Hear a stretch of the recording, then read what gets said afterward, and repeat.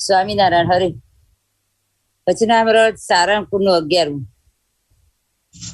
સંવત 1877 શ્રાવણવદી અમાસને દિવસ સ્વામી શ્રી સહજાનંદ મહારાજ ગામ શ્રી સારંગપુર મધ્ય જીવા ખાચરના દરબારમાં પુત્રાદેવાર ઉડાની અસરીએ ઢોલિયા ઉપર વિરાજમાન હતા ને સર્વે શ્વેત વસ્ત્ર ધારણ કર્યા હતા ને પોતાના મુખારવિંદની આગળ મુનિ તથા દેશના હરિભક્તની સભા ભરાઈને બેઠી હતી.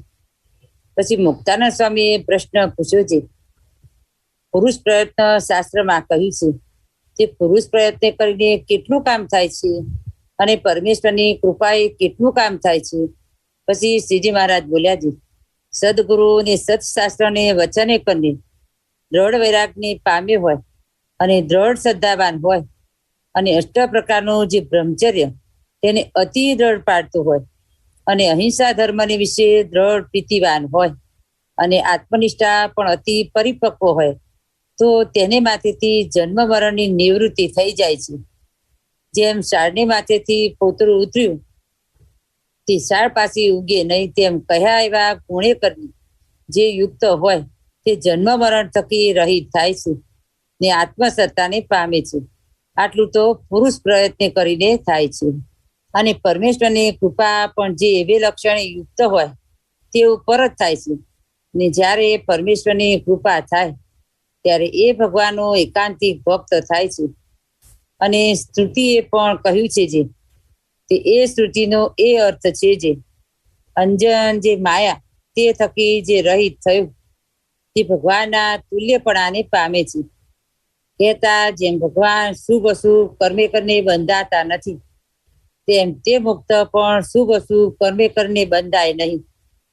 અને જેમ લક્ષ્મીજી છે તે હેતે કરીને ક્યારેક તો ભગવાનના સ્વરૂપમાં લીન થઈ જાય છે ને ક્યારેક તો નોખા રહ્યા થતા ભગવાનની સેવામાં રહે છે, તેમ તે ભક્ત પણ અતિશય હેતે કરીને ભગવાન વિશે ક્યારેક તો લીન થઈ જાય છે અને ક્યારેક તો મૂર્તિમાન થકો ભગવાનની સેવામાં રહે છે. અને જેમ ભગવાન સ્વતંત્ર છે તેમ તે ભગવાનનો ભક્ત પણ સ્વતંત્ર થાય છે. આવી રીતની જે સામર્થ્ય તે ભગવાનની કૃપા થકી આવે છે. જય સ્વામિનારાયણ. હવે અહીંયા મહારાજ આપણને આ વચનામૃતમાં અમાસને દિવસે કહ્યું અને કીધું પુરુષ પ્રયત્નથી કેટલું કામ થાય અને કૃપાએથી કેટલું થાય. આ મુદ્દો આપણામાંથી એટલો બધો મૂંચવાડા ભર્યો થઈ ગયો છે.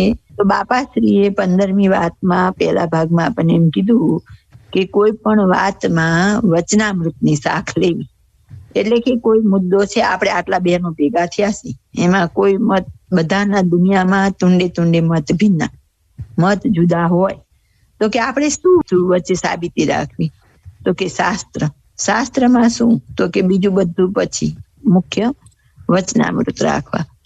શાસ્ત્રમાં એવું છે ને, શાસ્ત્રના અર્થે આપણે જુદા જુદા કાઢીએ. એક જ શાસ્ત્રમાં 2 વાત હોય. ધારો કે ત્રીજું વચનામૃત પ્રથમનું જે અવતારે જે લીલા કરી હોય તે સંભાળી રાખવી. હવે એને બાહ્ય દ્રષ્ટિએ જોઈએ તો અવતાર એટલે મહારાજના બધા ઐશ્વર્ય અવતાર ને એ બધા અવતાર. જયારે આપણે અવરભાવ પરભાવની દ્રષ્ટિએ જોઈએ તો બાપાશ્રી મોટા મુક્તો આપણને સમજાવે કે મહારાજના અવતાર કોણ? તો કે મહારાજના મુક્તો, સંતો, હરિભક્તો એ બધાની લીલા સંભાળી રાખવી. તો એ જો મત જુદો પડશે. હવે મધ્યના 22માં પાછું એવું કીધું કે કાંકરિયાની 84 કરી અને તે વિચારવા ગણેશ ધોળકાની રાયણોમાં જઈને રાત રહ્યા. તો અહીં પ્રવૃત્તિ વિચારવાની કીધી, અહીં સંભાળવાની કીધી. એક જ શાસ્ત્રમાં 2 વાત આવી ત્યારે લેવલ જોવું પડે. આપણા સંપ્રદાયમાં શરૂઆતનો કોઈ મુક્ત જીવ હોય ત્યાંથી તો મૂર્તિ સિદ્ધ થાય ત્યાં સુધી બધા જ માટે એક જ શિક્ષાપત્રીને એક જ વચનામૃત છે.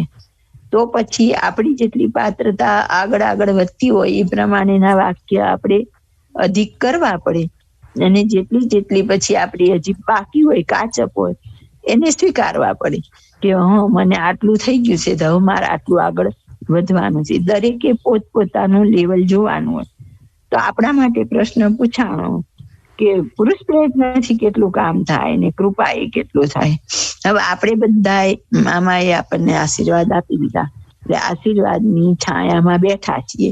નો ડાઉટ મોટાએ આશીર્વાદ આપેલા છે એ કે ને ચંદ્ર જ્યાં સુધી તપશે ત્યાં સુધી આશીર્વાદ તો રહેવાના જ છે.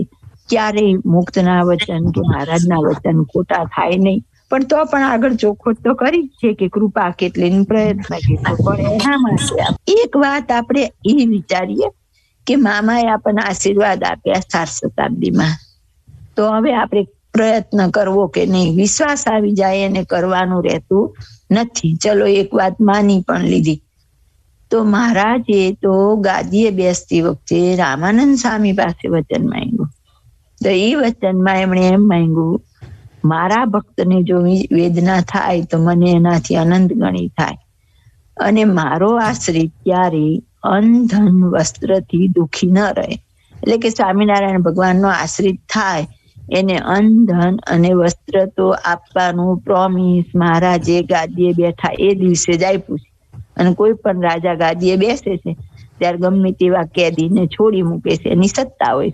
એમ આપણા પણ પ્રારબ્ધ રૂપી કોઈ પણ કેદ હતી તો મહારાજે એ દિવસે લઈ લીધી. પણ હવે આપણે આત્મામાં અંતર્વૃત્તિ કરી અને તપાસ કરીએ કે કોઈ હશે, જો સત્સંગ એવો ન હોય ખાલી હોય, પણ કેટલા વ્યક્તિ એ વચન ઉપર વિશ્વાસ રાખીને પુરુષ પ્રયત્ન નથી કરતા?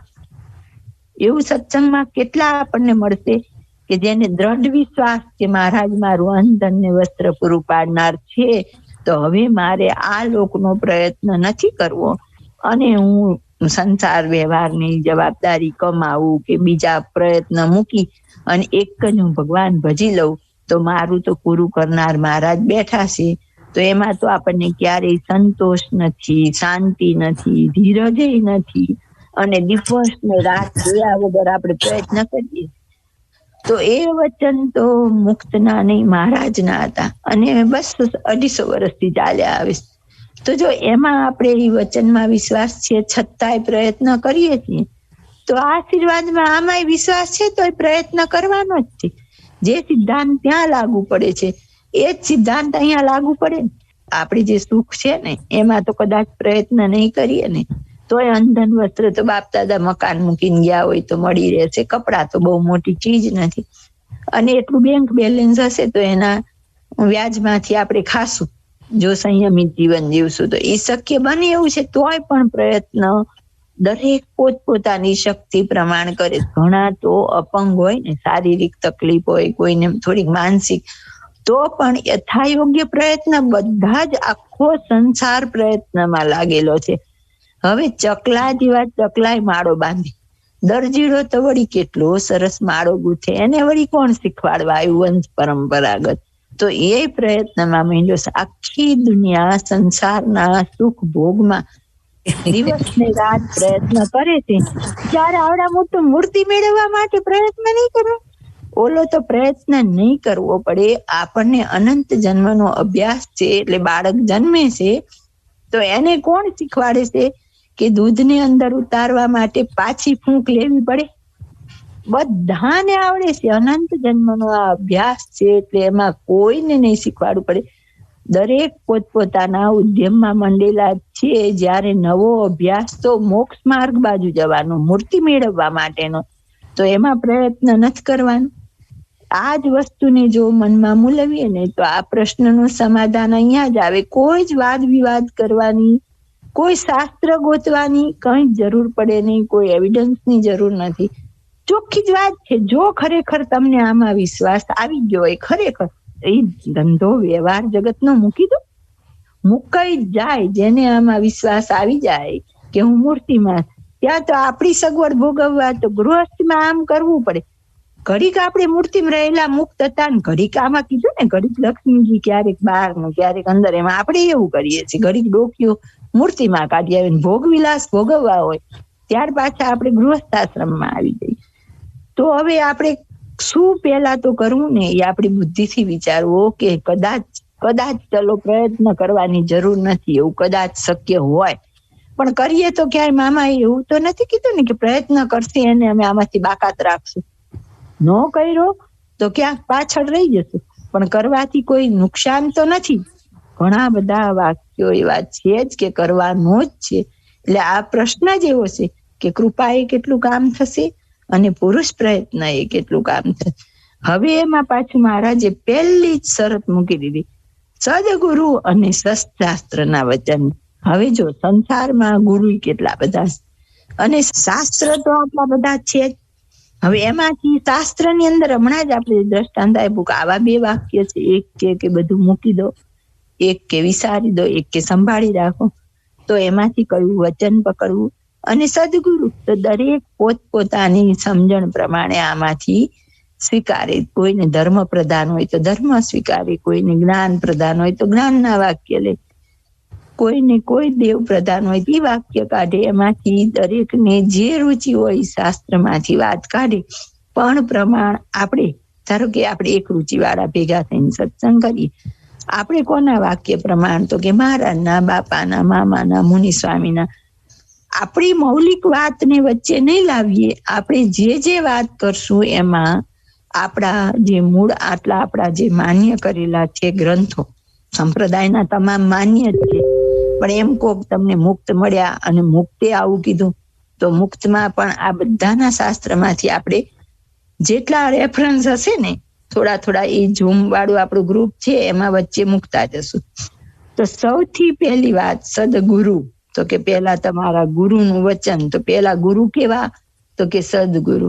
હવે આપણે જયારે મધ્યનું 38મું લીધું ત્યારે બધા ધામના મુક્ત પધારેલા છે. એટલે ગોપાળાનંદ સ્વામીનો સમાગમ કરવા બેઠા. એટલે ગોપાળાનંદ સ્વામીએ પહેલું જ આપણા કાનમાં મંત્ર શું ફૂંક્યો?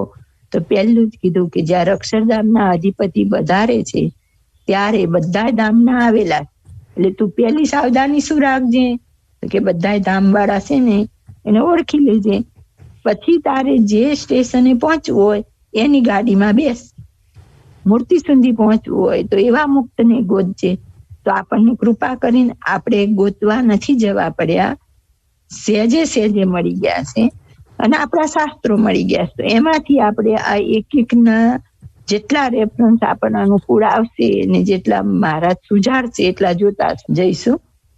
તો એમના વચને કરીને સૌથી પહેલું જ દ્રઢ વૈરાગ્ય, જે આપણને આંખમાં કણાની જેમ વાતે ખૂંચે. વૈરાગ્ય તો ખૂંચશે જ, પણ એની વાતે આપણે સાંભળવા તૈયાર નથી. ગૃહસ્થને તો આવું કઈ હોય જ નહીં. તો એના માટે બાપાશ્રીની બીજા ભાગની 142મી વાતમાં બાપાશ્રીએ સ્પષ્ટ શબ્દમાં કીધું, ગૃહસ્થને પણ વૈરાગ્ય તો જોઈએ. ધર્મ, જ્ઞાન, વૈરાગ્ય અને ભક્તિ 4 સાધન આવે ત્યારે જ એકાંતિક થવાય. હજી તો 4 અતિ દ્રઢ તો નથી કીધેલા, જયારે અહીંયા તો મહારાજે દ્રઢ વૈરાગ્ય ને. તો વૈરાગ્ય એટલે કઈ સંસારને બધું જવાબદારીઓ મૂકીને ભાગીને વગડામાં જતા રહી વૈરાગ્ય નથી. વગડામાં પણ ભરતજીને માયાએ ઝાલી લીધા. એટલા માટે મહારાજે પહેલું જ વચનામૃત કીધું કે કઠણમાં કાઠણ સાધન અખંડ વૃત્તિ. તો એનો મતલબ કે આપણે આપણા પુરુષ પ્રયત્ને બધું કૃપા જ થશે. જો પહેલી વાત પણ ખાલી આપણે થોડોક દાખલો ભગવાનને રાજી કરવાનો ક્યાં સુધી? તો કે અખંડ સ્મૃતિ સુધી. પછી મહારાજે એનું આપણને વાત કરી કે અખંડ સ્મૃતિમાં શું નડશે? તો કે માયા. પછી માયાની ઓળખાણ પડાવી, દેહના સગા એ જ માયા. આપણને રહસ્યાર્થમાં તો પ્રકૃતિમાંથી ઉત્પન્ન થયું એ કીધું, પણ એ કઈ નડવા આવતું નથી. આપણને કોઈ સ્વર્ગે નડતું નથી, નરકે નડતું નથી. ઘરમાં એક નકામું નેપકિન હોય ને તોય જો સ્કૂટર લૂછવા લઈ જાય ને તો અહીંયા માયા દોડી આવે, ઈ નડે. ઓલું તો નથી નડતું.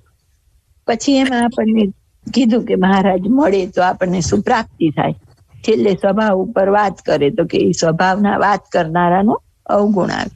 બીજું જ વચનામૃત એટલે એવું કેમ કહી દીધું છેલ્લું કે સ્વભાવના વાત કરનારા ઉપર અવગુણ આવે? તો કે બીજી જ વાત લીધી વૈરાગ્યની. હવે બીજું જ વચનામૃત સમજાવનારા વૈરાગ્યની વાત કે એટલે કેવી આપણને ભયંકર ખૂંચે. અને આપણને નિત્ય પદ ગાવાના કીધા. એમાં કીધું જ ને મારા અરજી સુએ તો દિશે, તો એમાં કીધું સુડી ઉપર શયન કરાવે તો એ સાધુની સંગે રહીએ રે. એમાં કીધું મર ભાલા તણા મી વર્ષે રે. શાસ્ત્રમાં કીધું 5 વિષયનું ખંડન, તો કે 5 ખાસરા નિત્ય મારે, તો કે 5 વિષયનું ખંડન કરે. બીજું જ વચનામૃત લીધું જનક રાજાનું. મહારાજે જો સૌથી પહેલો મુદ્દો શું લીધો?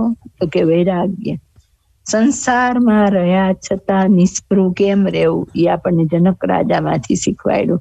નાની નાની વાતમાંથી આપણે પાછી વૃત્તિ વાર્તા કેમ શીખવી એ બધું જનક રાજાના દ્રષ્ટાંતે શીખવાડ્યું કે સુખદેવજી જેને કેટલા વર્ષ ગર્ભમાં રહીને માયાને રોકી રાખી હતી, એ પણ જયારે નિસર્યા ત્યારે એમના પિતાજી વ્યાસજી એમ કીધું કે તમે જનકને ગુરુ કરજો, અને ત્યારે એમને જનકને ગુરુ કર્યા.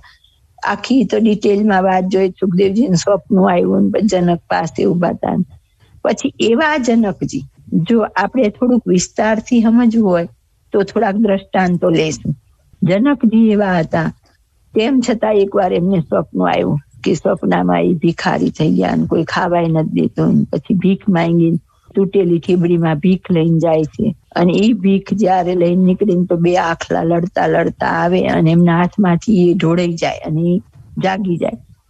ત્યાર પછી બધા જેટલા મોટા મોટા મળે ને બધાને એમ પૂછે ઈ સાચું કે આ સાચું, ઈ સાચું કે આ સાચું. કોઈ એમનો જવાબ દેવા સમર્થ નથી હોતા.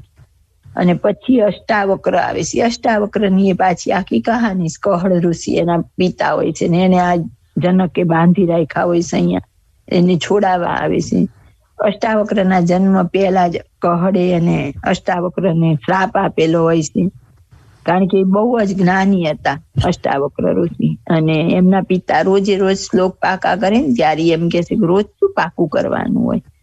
એટલે ત્યારે કહળ ઋષિ ખીજાય છે અને કહળ ઋષિ આને શ્રાપ આપે છે કે તું આઠે અંગે વાંકો થઈશ. ત્યારે આ સામે એમ કે છે કે તમે જે દી શાસ્ત્રે બંધાશો ને ત્યારે હું છોડાવવા આવીશ. એટલે અહીંયા એ છોડાવવા આવે છે. ત્યારે એ આવીને જવાબ આપે છે. એ પણ ખોટું ને આ પણ ખોટું. એટલે ઓલા આખા બધા વર્ગ બેઠો હોય ને મૂંઝાય છે કે આપણે ઉત્તર શું કર્યો, આપણે પ્રશ્ન શું કર્યો, આપણે કઈ સમજાણું જ નહીં એમ. એટલે કે જનક તે જે સ્વપ્ન જોયું ને એ પણ ખોટું હતું, અને આ તું જીવે છે ને એ પણ સ્વપ્ન જ છે. જેમ કે આપણને સ્વપ્નમાં દેખાય કે મને મોટું રાજ મળી ગયું, મને આ મળી ગયું, તો એ કઈ વાસ્તવિક મળેલું હોતું નથી. એમ આપણે આ સંસારમાં આવ્યા તો મને ઘર બાર પુત્ર પરિવાર સંપત્તિ ધન દોલત જે કઈ મળ્યું છે એ તો સ્વપ્ન જેટલું જ છે ને. જેવો દેહ મૂકશું એટલે અહીંયાની આપણી મા પત્ની પુત્ર પરિવાર તરત જ છૂટી જશે. પછી પાછા આપણા એમના કોઈ રિલેશન રહે નહીં. જેમ સ્વપ્નનો મહેલ કે સ્વપ્નના સગા કામ નથી આવતા આંખ ખુલે ત્યારે, એમ જયારે આંખ મીચાશે ને બીજો દેહ આવશે એટલે પાછી હતી નાઈ સ્વપ્નની સૃષ્ટિની જેમ આ જતું રહેશે. તો એનો મતલબ એવો નથી કાલથી હું કામ કરવાનું મૂકી દઈશ કે કર્તવ્ય નિભાવીશ, પણ જનક રાજાએ જેમ નિર્લેપ રહી નિભાવ્યું એમ નિભાવી તો તરત આપણું મન તો છે ને કેટલાય ઠેકડા ભરે ને તરત જ ક્રોસ કરશે. એવું તો કઈ શક્ય બને ખરું? એટલે જ મહારાજે આપણને જનક રાજાનું નામ દઈને કીધું. હવે આપણને મામાએ શું કીધું? મામાએ બહુ બધી વસ્તુ કહી દીધી છે, પણ આમ શોર્ટમાં એક વાક્યમાં ખાલી મામાએ એટલું કહી દીધું, આપણે મીરાબાઈ જેવી લગ્ની લગાડવી. આ તો જનક રાજા કરતા અધિક કહી દીધું. મીરાબાઈ કયા આશ્રમમાં હતા? એટલે એક તો આપણા માટે એ નક્કી થઈ ગયું ગૃહસ્થ આશ્રમ માટેની આ વાત છે.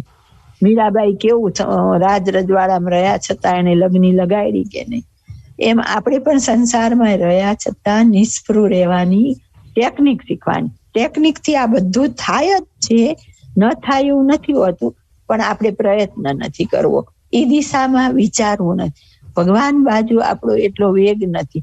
જયારે આપણે વૈરાગ્યની વાત કરવી, વૈરાગ્ય એટલે શું? તો કે મૂકવું નહીં, એનું એટેચમેન્ટ છોડવું. એ વસ્તુનો ત્યાગ કરવા કરતા એટેચમેન્ટ છોડો.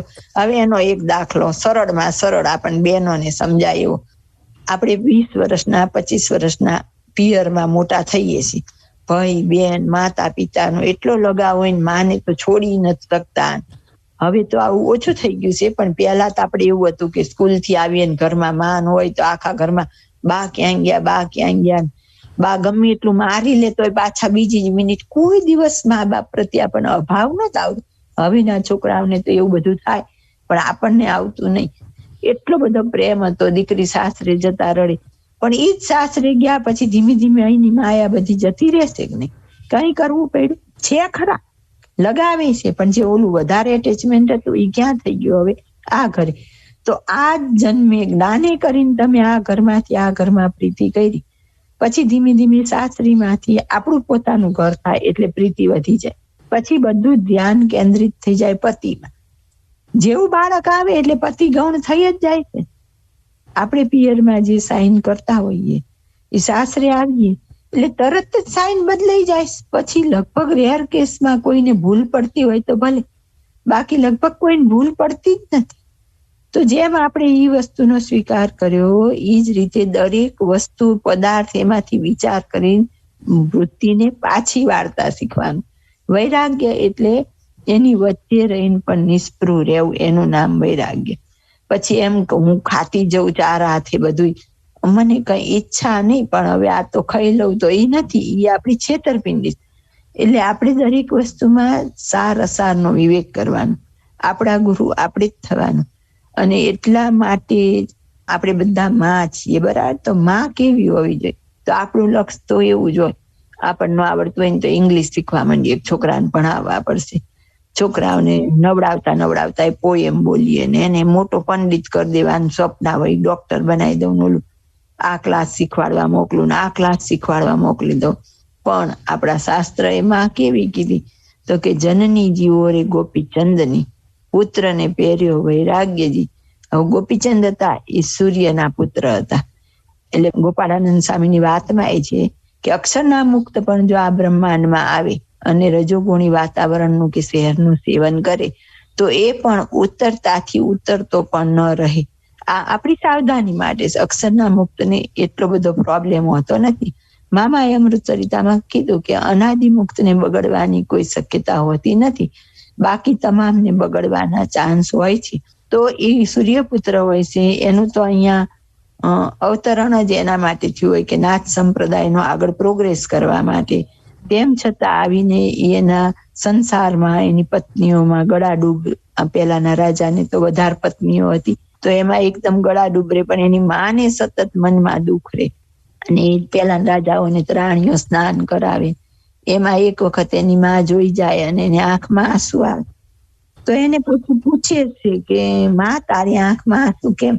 તો કે મને એમ થાય છે તારા બાપનું આવું જ શરીર હતું તો એ ધૂળમાં મળી ગયું, એમ તારું આવું શરીર તો એક દિવસ ધૂળમાં જ મળી જવાનું ને, એટલે મને દુઃખ લાગે છે. પછી તો એ એમ નીકળતા નથી, પણ એની માં જ પ્રયત્ન કરે છે.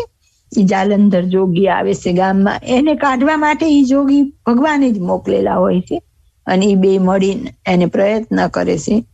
એમાં તો એ જોગીને જીવતા જમીનમાં દાટી દે છે, માં ઉપર આળ નાખે છે. વિચારો, જે એટલા ઊંચા કુળમાંથી અહીંયા એનું આ સંસારમાં આગમન એને નાથ સંપ્રદાયને આગળ વધારવા માટે હતું, એ જીવ પોતે પણ આવો બંધાઈ ગયો અને એના ગુરુને જમીનમાં જીવતા દાટી દીધા. પછી એને કાઢવા માટે પાછા એમના બીજા શિષ્ય આવે છે, એટલે આને ગોપીચંદને કાઢવા માટે સંસારમાં. અને પછી એને ધીરે ધીરે સંસારમાંથી વૈરાગ્ય કરીને લઈ જાય. એની માય થઈ જાય ત્યાગી, અને એની એક બેન હોય છે, એની પત્ની પાસે, જેમ આપણા નિષ્કુળાનંદ સ્વામીને મહારાજે કીધું કે તમે તમારી પત્ની પાસેથી માંગી આવો ભિક્ષા, એવી જ રીતે ગોપીચંદને કીધું તમારી પત્ની પાસેથી ભિક્ષા માંગો અને એકવાર તમને બેટા કે. તો એવી રીતે જ રજા લઈ નીકળે. ત્યારે માએ કીધું હશે કે તું બેનના દેશમાં ન જઈશ એમ, પણ એ બેનના દેશમાં એને ગુરુ તરત એમ કહેશે કે તારી બેનના દેશમાં તારે જવાનું એકવાર અને ભિક્ષા લેવાની. પછી ભિક્ષા લેવા જાય છે ત્યારે એની બેનના ઘરવાળા નથી દેતા, કારણ કે આ રાજા ગોપીચંદ હોય છે, એટલે ઓલું સામે કુળ ઊંચું હોય અને ત્યારે એમ તો એમનો સામનો નથી કરી શકતી, એટલે પોતે મરી જાય. અને પછી એને આમના જોગી ગુરુ હોય છે ને, એ જીવતી કરે, ત્રણેય જણા દીક્ષા લઈ લે. આગળ મોટા મોટા રાજાઓ, જો બુદ્ધને જુઓ તમે, એને રાજા હતા, એને જન્મ વખતે જેવી કરેલી હતી આગાહી કે જો આને તમે સંસારના દુઃખ બતાવતા નહીં, નહીતર આ કા મહારાજવીર બનશે ને કા મહા વૈરાગ્યવાન બનશે.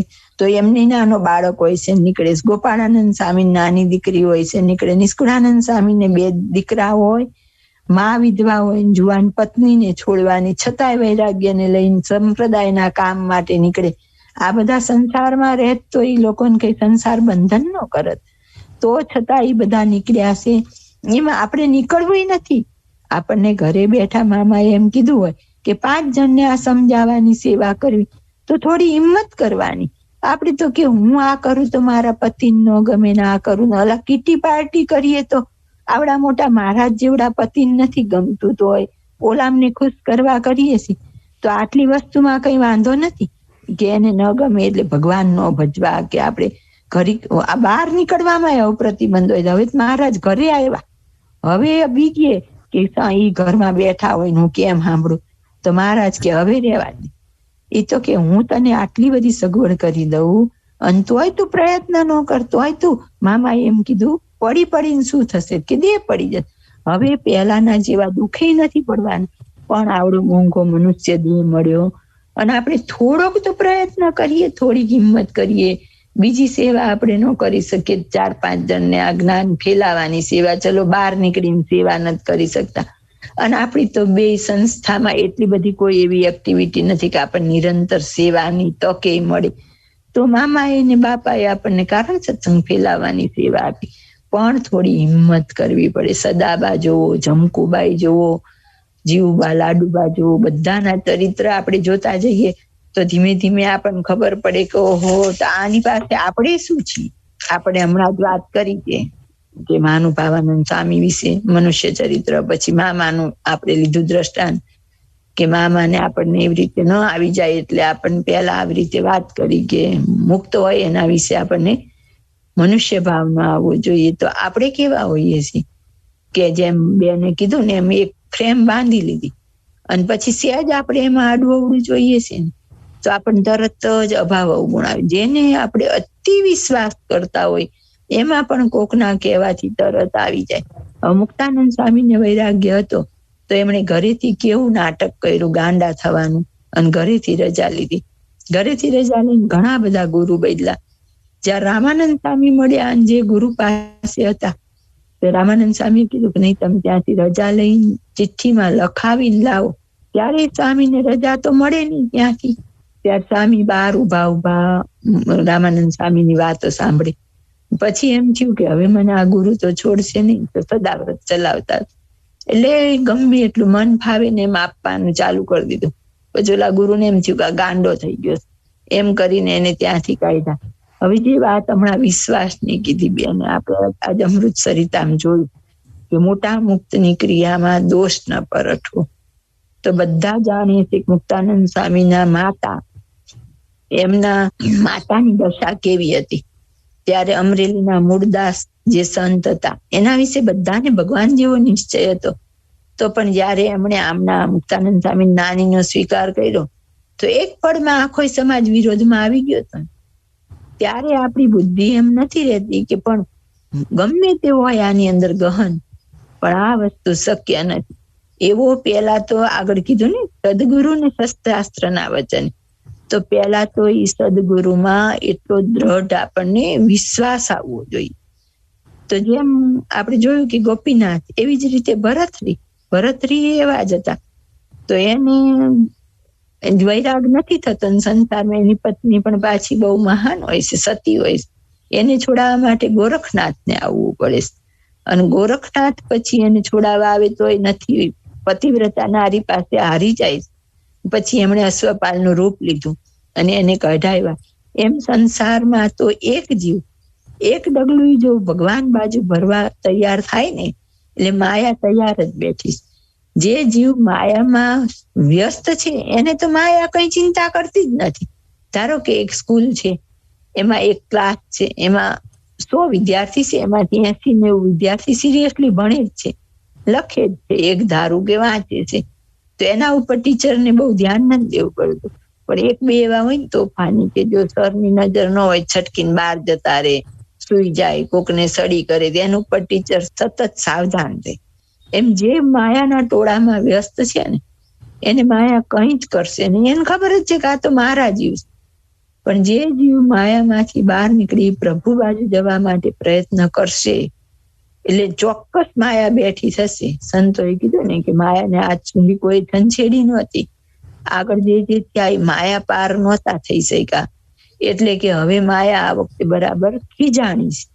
તો જેવા આપણે આ બાજુ પ્રયત્ન કરશું તો માયા કોનામાં પ્રવેશ કરશે? આપણી ફરતા જે કોઈ હોય ને એમાં જ પ્રવેશ કરશે. પણ એ પ્રવેશ થોડા ટાઈમ નો હોય. આપણી હિંમત જ કરવાની, બીજું કઈ કરવાનું, કઈ છોડી ન દેવાનું. જમકુબાઈની જેમ ઘરે ન છોડવાનું, રાગ દ્વેષ છોડવાના, મારું તારું છોડવાનું. આપણે આપણું બાળક વિશેષ લાગે. દિયર જેઠનું હોય તો એના પ્રત્યે આપણને અભાવ અવગુણ આવે. વસ્તુ દેવામાં કંઈક આપણાથી વેરો અંતરો થતો હોય તો અહીંયા વૈરાગ્ય પામવાનો કે જેવું મારું બાળક એવું જ આ બાળક.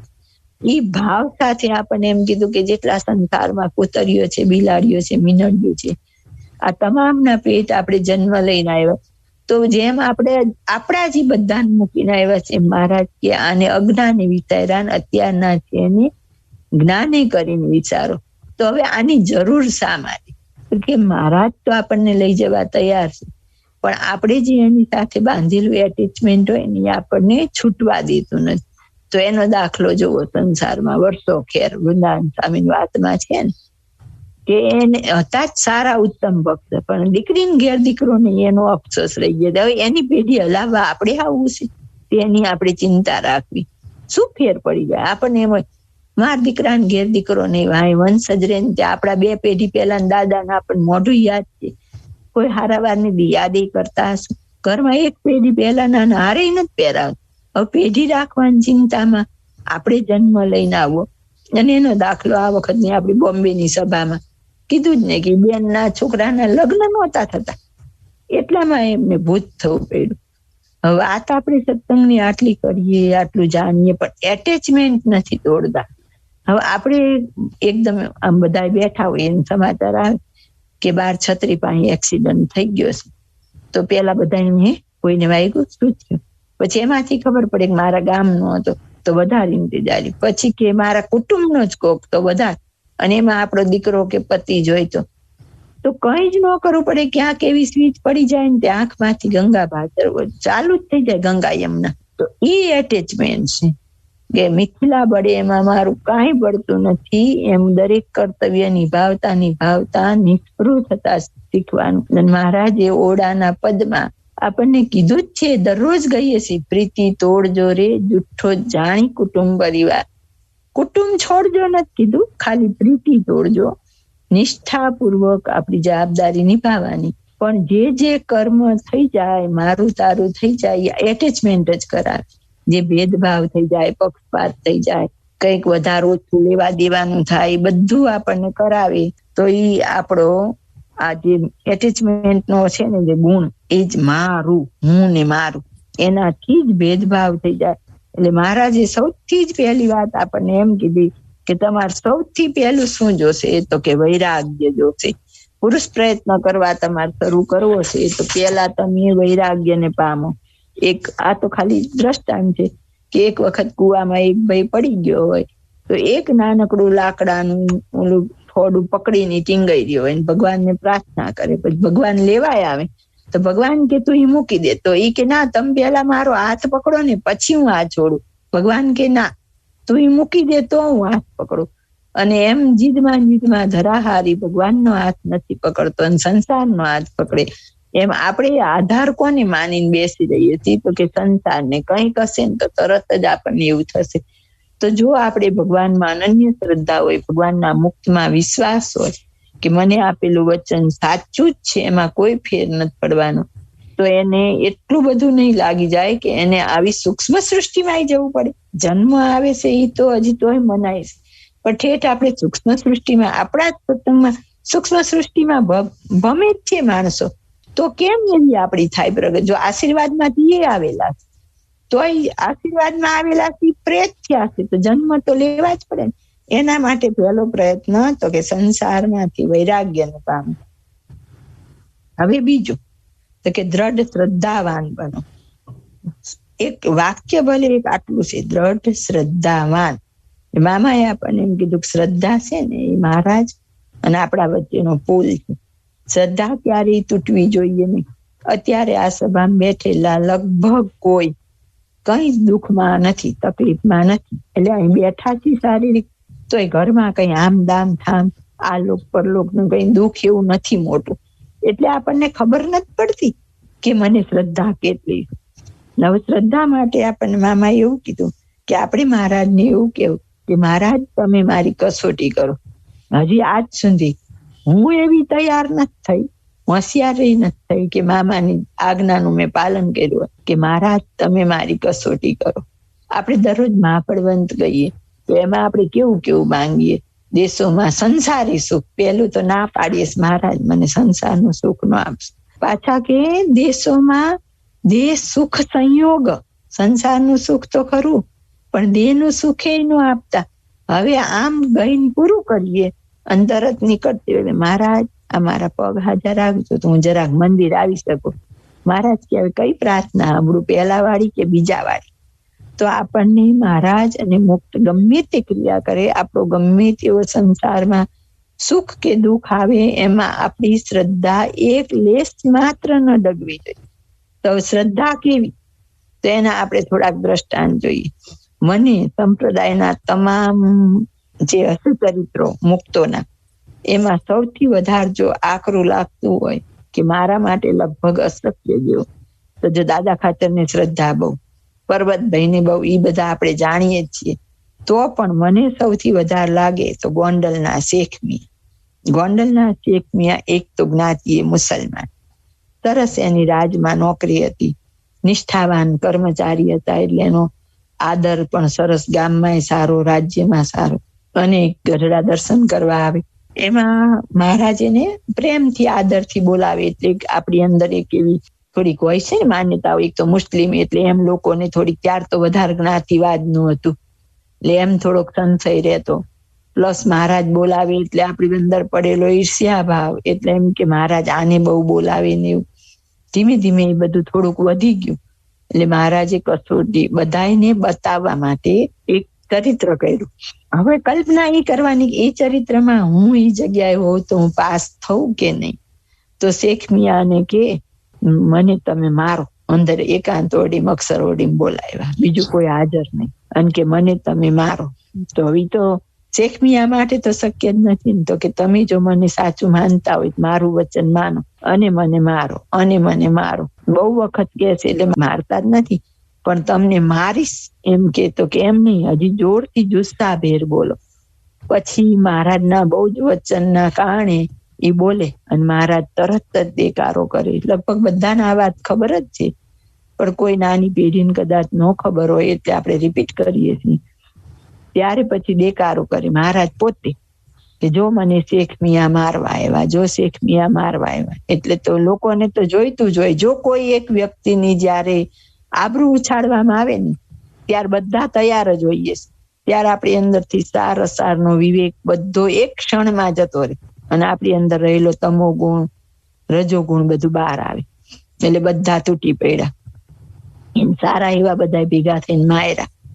તો એક બાજુ બેસીને રડતા હોય કે મહારાજ મેં તમારો ગુનો કર્યો, મારી ભૂલ થઈ ગઈ, મને માફ કરો. અને મુક્તાનંદ સ્વામી આવે કે શું થયું? પછી બધા કે જો એને આવું કર્યું. તો મુક્તાનંદ સ્વામી મનાતું નથી તો એને શાંત રાખે. પછી કે તમે ત્યાંથી નીકળ્યા ત્યારના જમ્યા નહીં હોય, તમે રસોઈ આવો, ચાલો તમને જમાડું. તો એ બધા સત્સંગીઓનો વિરોધ હતો પણ કઈ મુક્તાનંદ સ્વામી પાસે બહુ ચાલે નહીં એટલે જમવા તો બેસાડ્યા. પણ મહારાજનું ચરિત્ર એટલે એ તો આપણે ખાલી બોલી જવાય. તો મહારાજને ખબર પડી ને મહારાજ આવ્યા. મહારાજને બધા કીધું કે એને મુક્તાનંદ સ્વામી જમવા બેસાડ્યા.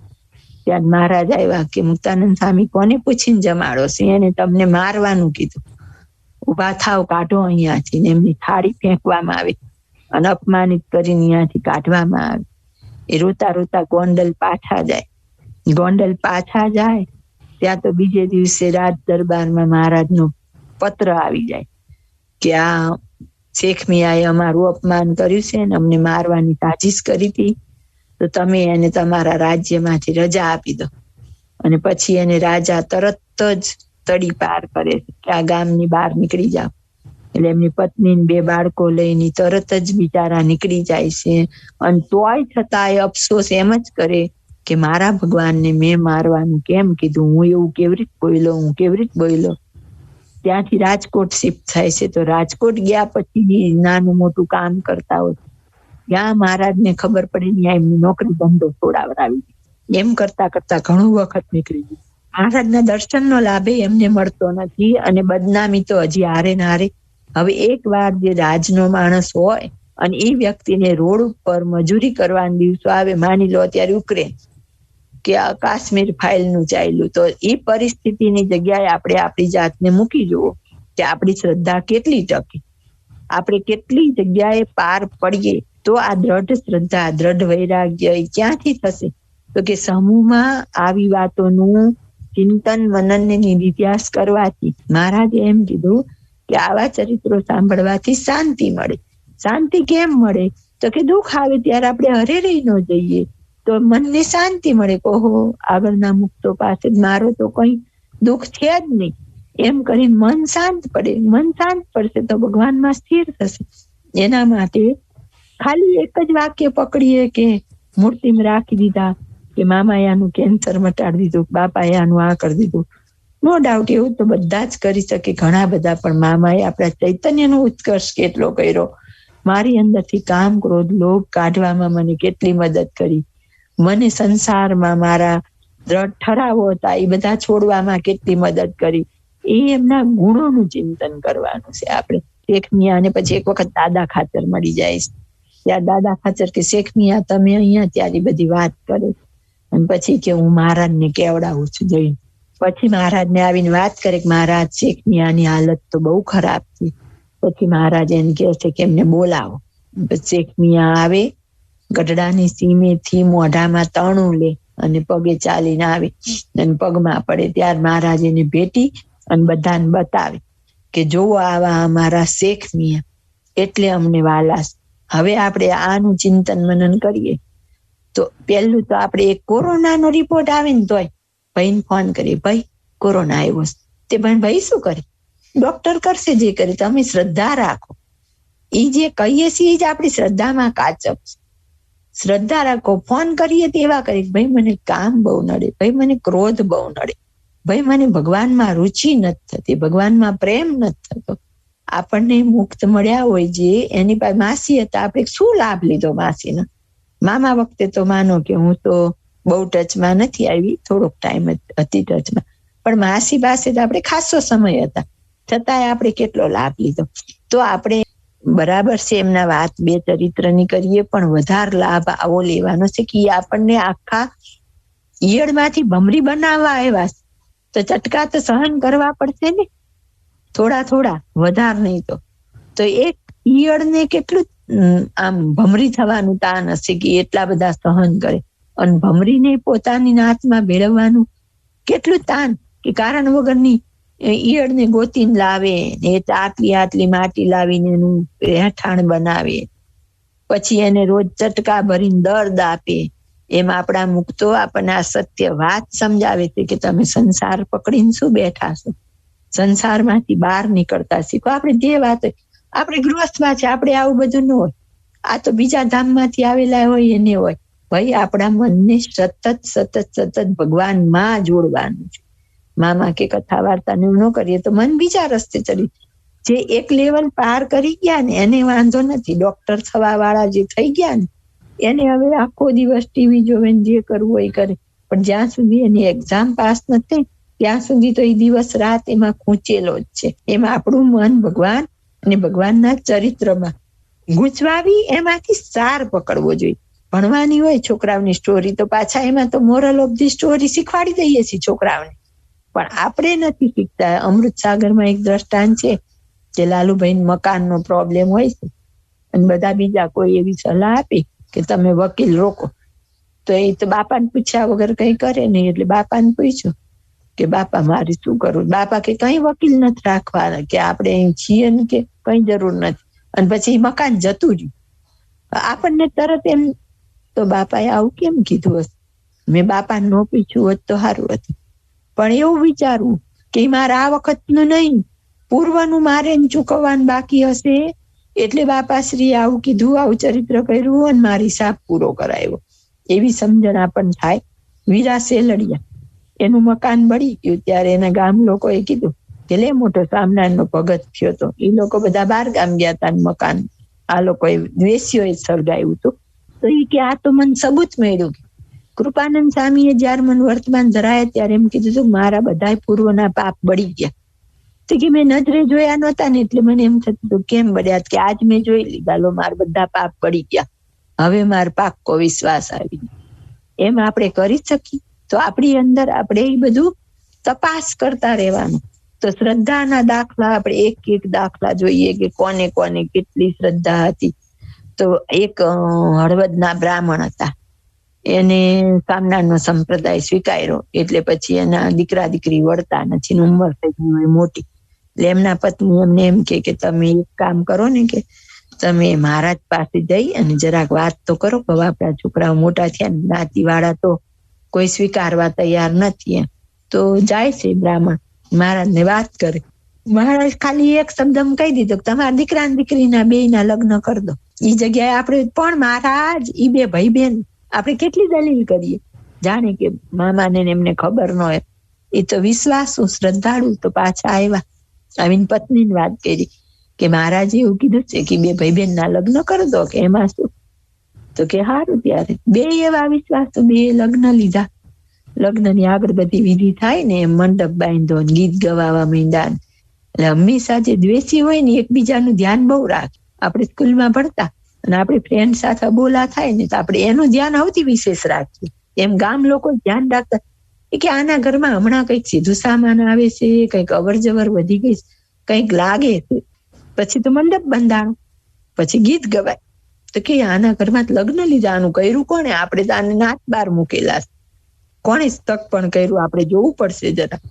એટલે એ લોકો તપાસ કરી, ક્યાંય મળતું નથી કઈ એવું કે ક્યાં સગાઈ થઈ. પછી નાત વાળા એ બહુ તપાસ કરી, મળતી ને પછી એવું અંદર અંદર એવી વાત જાણવા મળી, બે ભાઈ બેન ના લગ્ન કરે. ત્યાં તો નાતીના આગેવાન ઊંચા નીચા થઈ ગયા.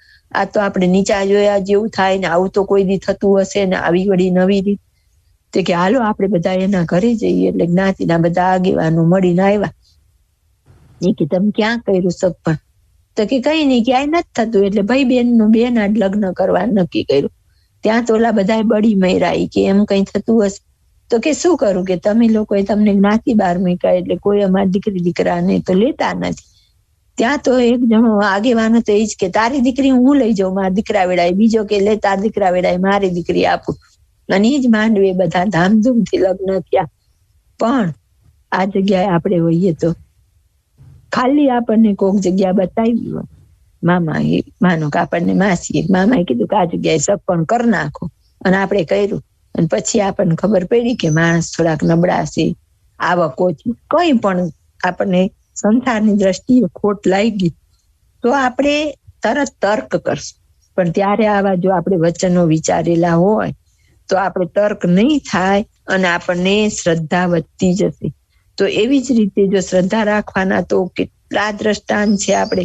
તો એક હતા કેસર મિયા, એ વઢવાણના મુસ્લિમ હતા. તો એને નહીં શું તકલીફ પડી હોય, કેટલી તકલીફ પડી હશે એને. એ જે વઢવાણના દરબારમાં એને નોકરી હતી, અને એટલે એ વઢવાણ ને બધો એરિયા હોય ને એનું મેઇન ધાંગધ્રા ત્યાર કહેવાય. એટલે ધાંગધ્રાનો જે મેઇન હોય ને એને બહુ સ્વામિનારાયણ સંપ્રદાય સાથે દ્વેષ હતો. એટલે એ કોઈ વ્યક્તિ હોય ને એ ભગવાનને સ્વામિનારાયણ ભગવાનને ગાળો દે ને એટલે એને ઇનામ આપે. એટલે એક વખત કેસર મિયા બેઠા હોય અને એક ખોટું આપણું તિલક કરીને એક ભાઈ આવે છે. એ લોકોએ જઈને જ કેસર મિયાને હેરાન કરવા જ કર્યું હોય. અને પછી ઓલો જે હોય ને એ અમલદાર એવું કે તું આ ટીલું કાઢી નાખ અને તું સ્વામિનારાયણને એક ગાળ દે એટલે આટલા પૈસા આપું, બે ગાળ દે તો આટલા આપું. અને જેવો ઓલો વ્યક્તિ ગાળ દેવા માટે મોઢું ખોલે ને ત્યાં તો કેસર મિયા ભરી સભા વચ્ચે તલવાર ખેંચીને ઉભા થઈ ગયા. ખબરદાર જો કે સ્વામિનારાયણને ગાળ દીધી, નહીતર જ્યાં નોકરી કરતા વઢવાણ એનાથી ઉપરી ધાંગધ્રાની કચેરીમાં બધા અમલદારોની મીટિંગ હતી. એમાં એમણે એટલી બધી સાહસ કર્યું તો જ્ઞાતિ કઈ મુસલમાનની. પહેલા તો આપણે એ જોવાનું કે એ લોકોએ એવામાં જન્મ આવવા છતાંય એ લોકોએ નથી છોડ્યો સત્સંગ, અને ઉપરથી સુરવીરતા રાખી. સત્સંગ તો ન છોડ્યો પણ એમણે સુરવીરતા રાખી. અને પછી મહારાજ આગળ બધું ઘણું બધું ચરિત્ર લાંબુ છે, પણ એમ કે એવા દ્રષ્ટાંત છે જીવનમાં.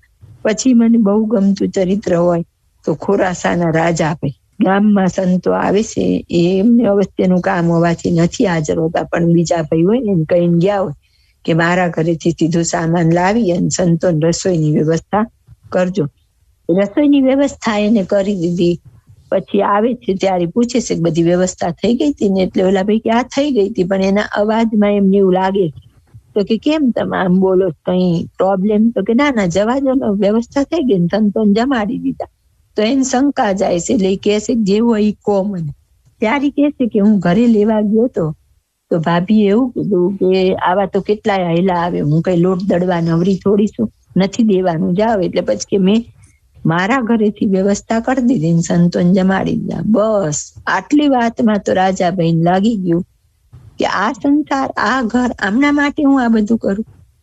એ પછી તો ગામના વાણિયા હોય જોડે ખોટો કાગળ લખાવે, કાગળ લઈને ઘરે આવી, એમના પત્નીને સંભળાવી કે એમનો ભાઈ બીમાર છે, તાત્કાલિક મોઢું જોવા માટે બોલાવી. પછી એમ કે દાગીના કાઢતા જાવ કે આ વખતે તો પાક હારો આવે છે ને તે નવા બનાવી દઉં, દાગીના ઉતરાવી લે, બળદની જોડ વેચી દે, એક વાડીને થોડુંક નિર્વાહ પૂરતું રાખીને બાકી બધું વેચી અને પોતે ગઢડા જતા રહે. આટલી શ્રદ્ધા તો સ્વીકારાય, પણ આગળ તો જુઓ. પછી મહારાજ કે બોલો તમારે શું કરવું છે?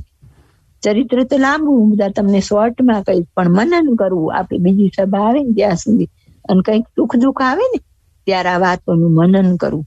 આપણે એકલા ગુણ ગાય જશું, પણ કંઈક આગળ એ વધવું જોશે ને. ચટકા ભરી ભરીને પરિપક્વ આપણે થવું તો પડશે ને. એ ભમરી થયા પછી પાછી ઓરિજિનલ ભમરી હોય ને એ એનો દર બુરી દે. પછી જે અંદર રૂપાંતર થયેલી ભમરી છે ને એને રોજ પ્રયત્ન કરવાનો છે દરને તોડવા, અને દરને તોડીને બહાર આવે. દરને તોડીને બહાર આવે એનો જે પ્રયાસ કરે ને એમાં એના શરીરમાંથી એક એવું વિટામિન ઝરે કે જેનાથી એના પગ ને ચાંચ મજબૂત બને. પછી એને એવું તાન ચડે કે હું બીજી ભમરી હું તૈયાર કરું. એમ આપણે મુક્ત બનવા માટે આવા ચટકા થોડા થોડા મુક્તોના ચરિત્રના સાંભળી હિંમત કરીએ, અને પછી બીજાને પણ આ લાભ મળે એવો પ્રયત્ન કરીએ. તો જે કામ મામાની મહારાજનું આગમન જ એના માટે કે બધી મહારાજની સર્વોપરિતાનો ફેલાવો થાય. અને કેટલી સરળ સેવા, નથી શારીરિક શ્રમ, નથી માનસિક શ્રમ, કઈ શ્રમ નથી, કોઈ પૈસાનો ખર્ચ નથી. કેટલી રિલાયન્સ વાળાની, આ જીઓ વાળાની કૃપા થઈ ગઈ, ઘેર બેઠા આટલું બધું સસ્તું નેટ આપી દીધું, કેટલું સુગમ મહારાજે કરી દીધું. હવે ખાલી આપણે કાયમ વર્ષાબેન કે ને કે ચાવવાનું જ છે, એમ ચાવવાની ખાલી તકલીફ લેવાની છે. તો એ રાજાભાઈ ને મહારાજ પર્વતભાઈના સાથી બનાવી મૂકે કે તમારે સાધુ થવું છે કે અમે કહીએ એ કરવું, તો કે તમે જેમ કહો એમ. તો પર્વતભાઈનું ને આમનું બેયનું ગામ અડોઅડ એક જ શેઢે. એક બાજુ પર્વતભાઈનું ખેતર પોતે હાંકે, બીજી બાજુ એમના છોકરાઓની નાના બાળકો હતા એ લોકો એમનું ખેતર હાંકે. અને એવી એમણે શાસ્ત્રમાં 12 વર્ષ ને 14 વર્ષ 2 વાતો આવે છે, પણ જે કઈ હશે એ માનીએ 12. એક પણ વાર સમયમાં મહારાજના દર્શન કરવા એને જતા. કેટલું બધું વચન સિદ્ધિ પાળવું, વચન આમ કે ને તો એમણે એટલું શીર સાટે પાડીને બતાવ્યું. એકવાર એમને લોકો, એમની ગામ લોકોની મીટિંગ થઈ, ગામ લોકો વઢ્યા અને કે જ ને કે ભાઈ તું કોકનું જ જો તાર ખેતર હાંકવાનું હતું તારું જ હાંક ને, તું સાધુ તો તને સ્વામિનારાયણે કર્યો ને, અંતે તો તને બીજાના ખેતરમાં મૂક્યો. પછી મહારાજ જયારે જોવે છે કે હવે આ એક વખત પર્વતભાઈ આરે મેઘજીભાઈ હોય ત્યારે પૂછે કે આ કોણ, તો કે દીકરો મોટો થઈ ગયો. ત્યારે એમ કે છે કે હવે તમે રાજાભાઈને છૂટા કરો. આપણે બોલીએ ખરા કે દાસના દાસ, શું દાસના દાસ થઈ શકીએ? આ ચરિત્રમાંથી આપણે શ્રદ્ધા કેવી હોવી જોઈએ? તો કે 12 વર્ષ સુધી કેટલા લોકોના તાણા સહન કર્યા જ હશે. એમને એમ તો કઈ કોકનું ખેતર નહીં ખેડાણું હોય, અને ખેડવું જ તું ખેતર ને. મહારાજ તો ક્યાં રહ્યા જાજો વખત. બીજી શ્રદ્ધા, દાદા ખાચરના તો ઘણા બધા ચરિત્ર છે કે ઘડાની અંદર એમણે કોળું નાખવા પ્રયત્ન કર્યો, પણ દાદા ખાચરના મહારાજે બીજા લગ્ન કરાયા. તે મહારાજ એવી તર્ક બુદ્ધિ વાળી હોય ને એ તો કદાચ ત્યાર બોલી હશે અને હજી બોલે એવી હશે કે તે પણ મહારાજને દીકરો દેવો હોય તેમના હાથમાં, એના માટે કઈ બીજા લગ્ન થોડા કરાવવા પડે. આપણું મન તો તરત કે બીજા લગ્ન કેમ કરાવ્યા હશે? આ પત્નીને દીકરો ન દઈ દેવાય. જોવાની ખૂબી પાછી શું, બીજા લગ્ન કરાવ્યા, પોતે જાન જોડી, દીકરો થયો, અને સંપત્તિ તો બધી મહારાજને લખી દીધી. કેટલું ગહન છે એને આપણે ખૂબ અંદર ચિંતન મનન કરીએ ત્યારે ખબર પડે કે શ્રદ્ધા કોને કહેવાય. આપણને એમ જ છે કે મને તો બહુ જ શ્રદ્ધા, મને તો પાક્કો વિશ્વાસ મામાએ રાખી દીધા. પણ સમય આવે ને ત્યારે આપણને ખબર પડે કે આપણો વિશ્વાસ કેટલો અતૂટ છે.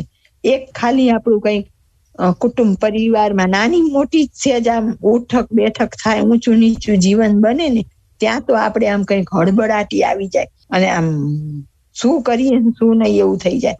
ત્યારે આ એક ના દ્રષ્ટાંત વિચારીએ. પછી આપણે રૂપાભાઈ ભાવનગરના, તો ભાવનગરના રૂપાભાઈ ને સ્વામિનારાયણનો સત્સંગ હતો. એટલે બધી જગ્યાએ સ્વામિનારાયણનો જે કોઈ સંપ્રદાય અત્યારે થોડી તકલીફ થોડી પડે છે, તો એ જમાનામાં તો ચોક્કસ પડે. એમાં તિલક ચાંદલો કરીને દરબારમાં જાય એટલે તકલીફ તો લોકોને પડે. અને રાગ દ્વેષ વાળા તો દરેક વખતે હોય જ. એના વખતે પણ દીવાન અને બીજા અને જે સ્વામિનારાયણનો આશ્રિત હોય ને એ નિષ્ઠાવાન હોય. એટલે સહેજે સહેજે રાજાના કે બીજા સારા માણસોના એનું પર 4 હાથ હોય તો તકલીફ પડતી જ હોય કે આ આટલું બધું આનું માન સન્માન. રૂપાભાઈને હેરાન કરવા પ્રયત્ન કરે. તો એક વખત રૂપાભાઈને કીધું હોય છે કે તમે શિકારે આવો, બીજા કાન ચડાવી. જો મહારાજ રાજા મહારાજ કે તમે એને લઈ જાવ, જો એ શિકારે નહીં આવે. તો એમ કે રૂપાભાઈ અમારી સાથે શિકારે ચાલો. તો આપણને તો અહિંસા ધર્મ. એટલે રૂપાભાઈ ના પાડે છે કે નહીં મહારાજ મારાથી નહીં અવાય એમ. ત્યાર પછી બીજા કાન ભમેણી કરી જોયું, મહારાજ તમારું વચન એ નો માયના. એટલે એ નોકરીમાંથી છૂટા કરાવી. તો એની વખતે એ નોકરીમાંથી છૂટા થઈ જાય.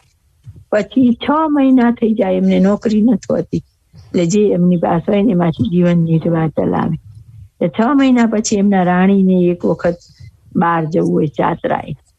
ત્યારે રાજા એમ કે છે, એમાં એક વ્યક્તિ હોય ને એ સારો હોય નોકરીમાં, એમનો મંત્રી, કે આ રાણી સાહેબને જવું છે, તારે કોઈક વિશ્વાસદાર માણસ જોશે.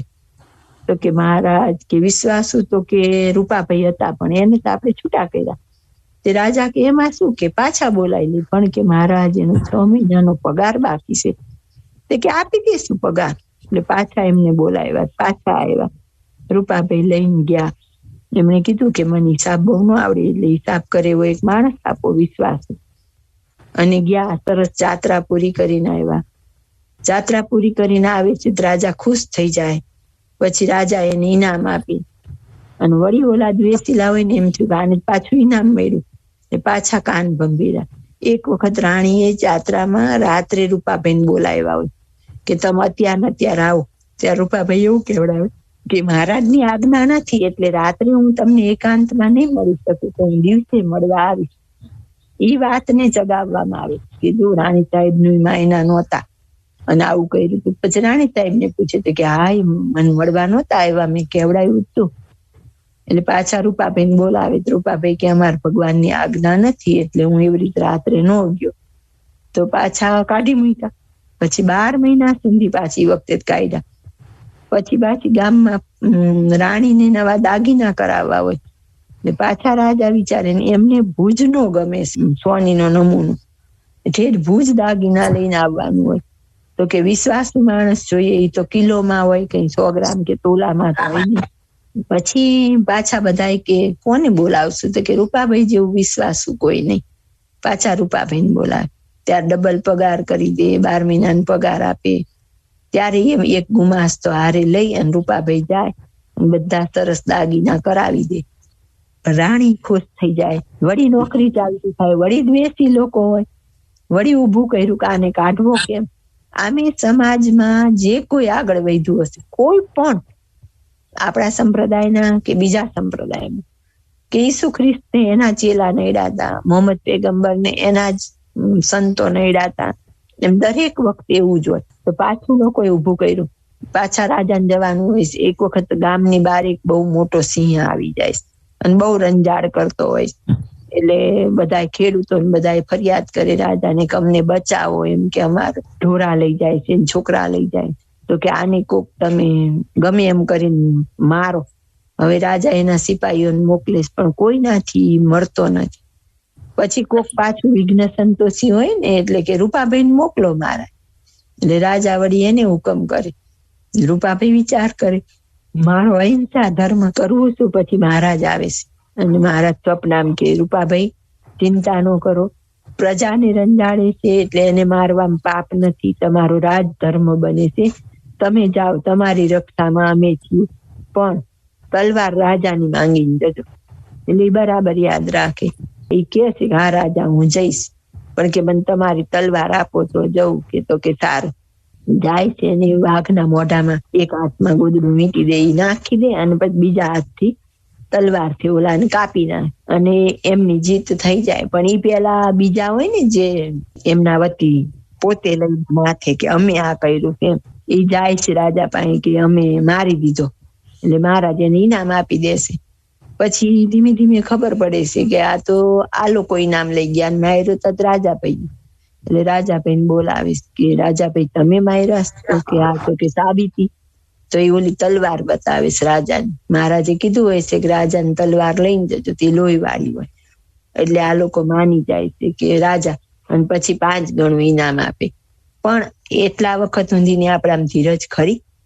ઇનામ દરેક વખતે આપશે, જેમાં આ બધાને આપ્યું ને એમ જ આપશે. પણ આપણી શ્રદ્ધા કેટલી, શબ્દ કેટલો છે 28 અક્ષરનો, પણ છે આપણી એટલી હિંમત તો આપણી શ્રદ્ધા કેટલી છે એને બળવત્તર બનાવવી પડે. 5 સાધન કીધા, એમાં શ્રદ્ધા મામાએ પણ એક જ કીધું, વચનમાં વિશ્વાસ, શ્રદ્ધા, અતૂટ આપણને શ્રદ્ધા રહેવી જોઈએ. એવી જ રીતે ડોસાતાઈ મુસ્લિમ ભક્ત હતા, તો એને તકલીફ પડે જ, મુસ્લિમ ભક્ત હતા એટલે એને આખો એનો સમાજ એને સત્સંગ છોડાવવા માટે મહેનત કરે છે. પણ એ તો છોડતા જ નથી. તો એક લગન એને તો લાગી ગઈ હોય તો એને ઘરમાં પૂરી દે, એને મહારાજ આવરણ તોડી દે, ભીત સોરા નીકળે, જમવાનું આપે, મહારાજ એને જમાડી જાય. છેવટે બધા ભેગા થઈને એને જમીનમાં દાટી દે, તોય ડોસાતાઈ જીવતા નીકળે છે. અને પછી લોકો એને છૂટા મૂકે છે. તો બધાએ કસોટી તો આપી. નાનકડા પ્રહલાદ જોવો તો પ્રહલાદને એમ જયારે કહેવામાં આવતું હશે કે આને હાથીના પગ નીચે કચરો, આપણે એકવાર કલ્પના કરીએ કે એ જગ્યા પર હું છું, આપણને આવું કઈ દુઃખ જ ન થતું. પહેલા આપણે તો પણ પાડ બાંધી લઈએ. જયારે એને અગ્નિમાં બેસાડવામાં આવતા હશે અને અગ્નિ તૈયાર થતી હશે તો એનું રૂવાડું નહીં ફરકતું હોય.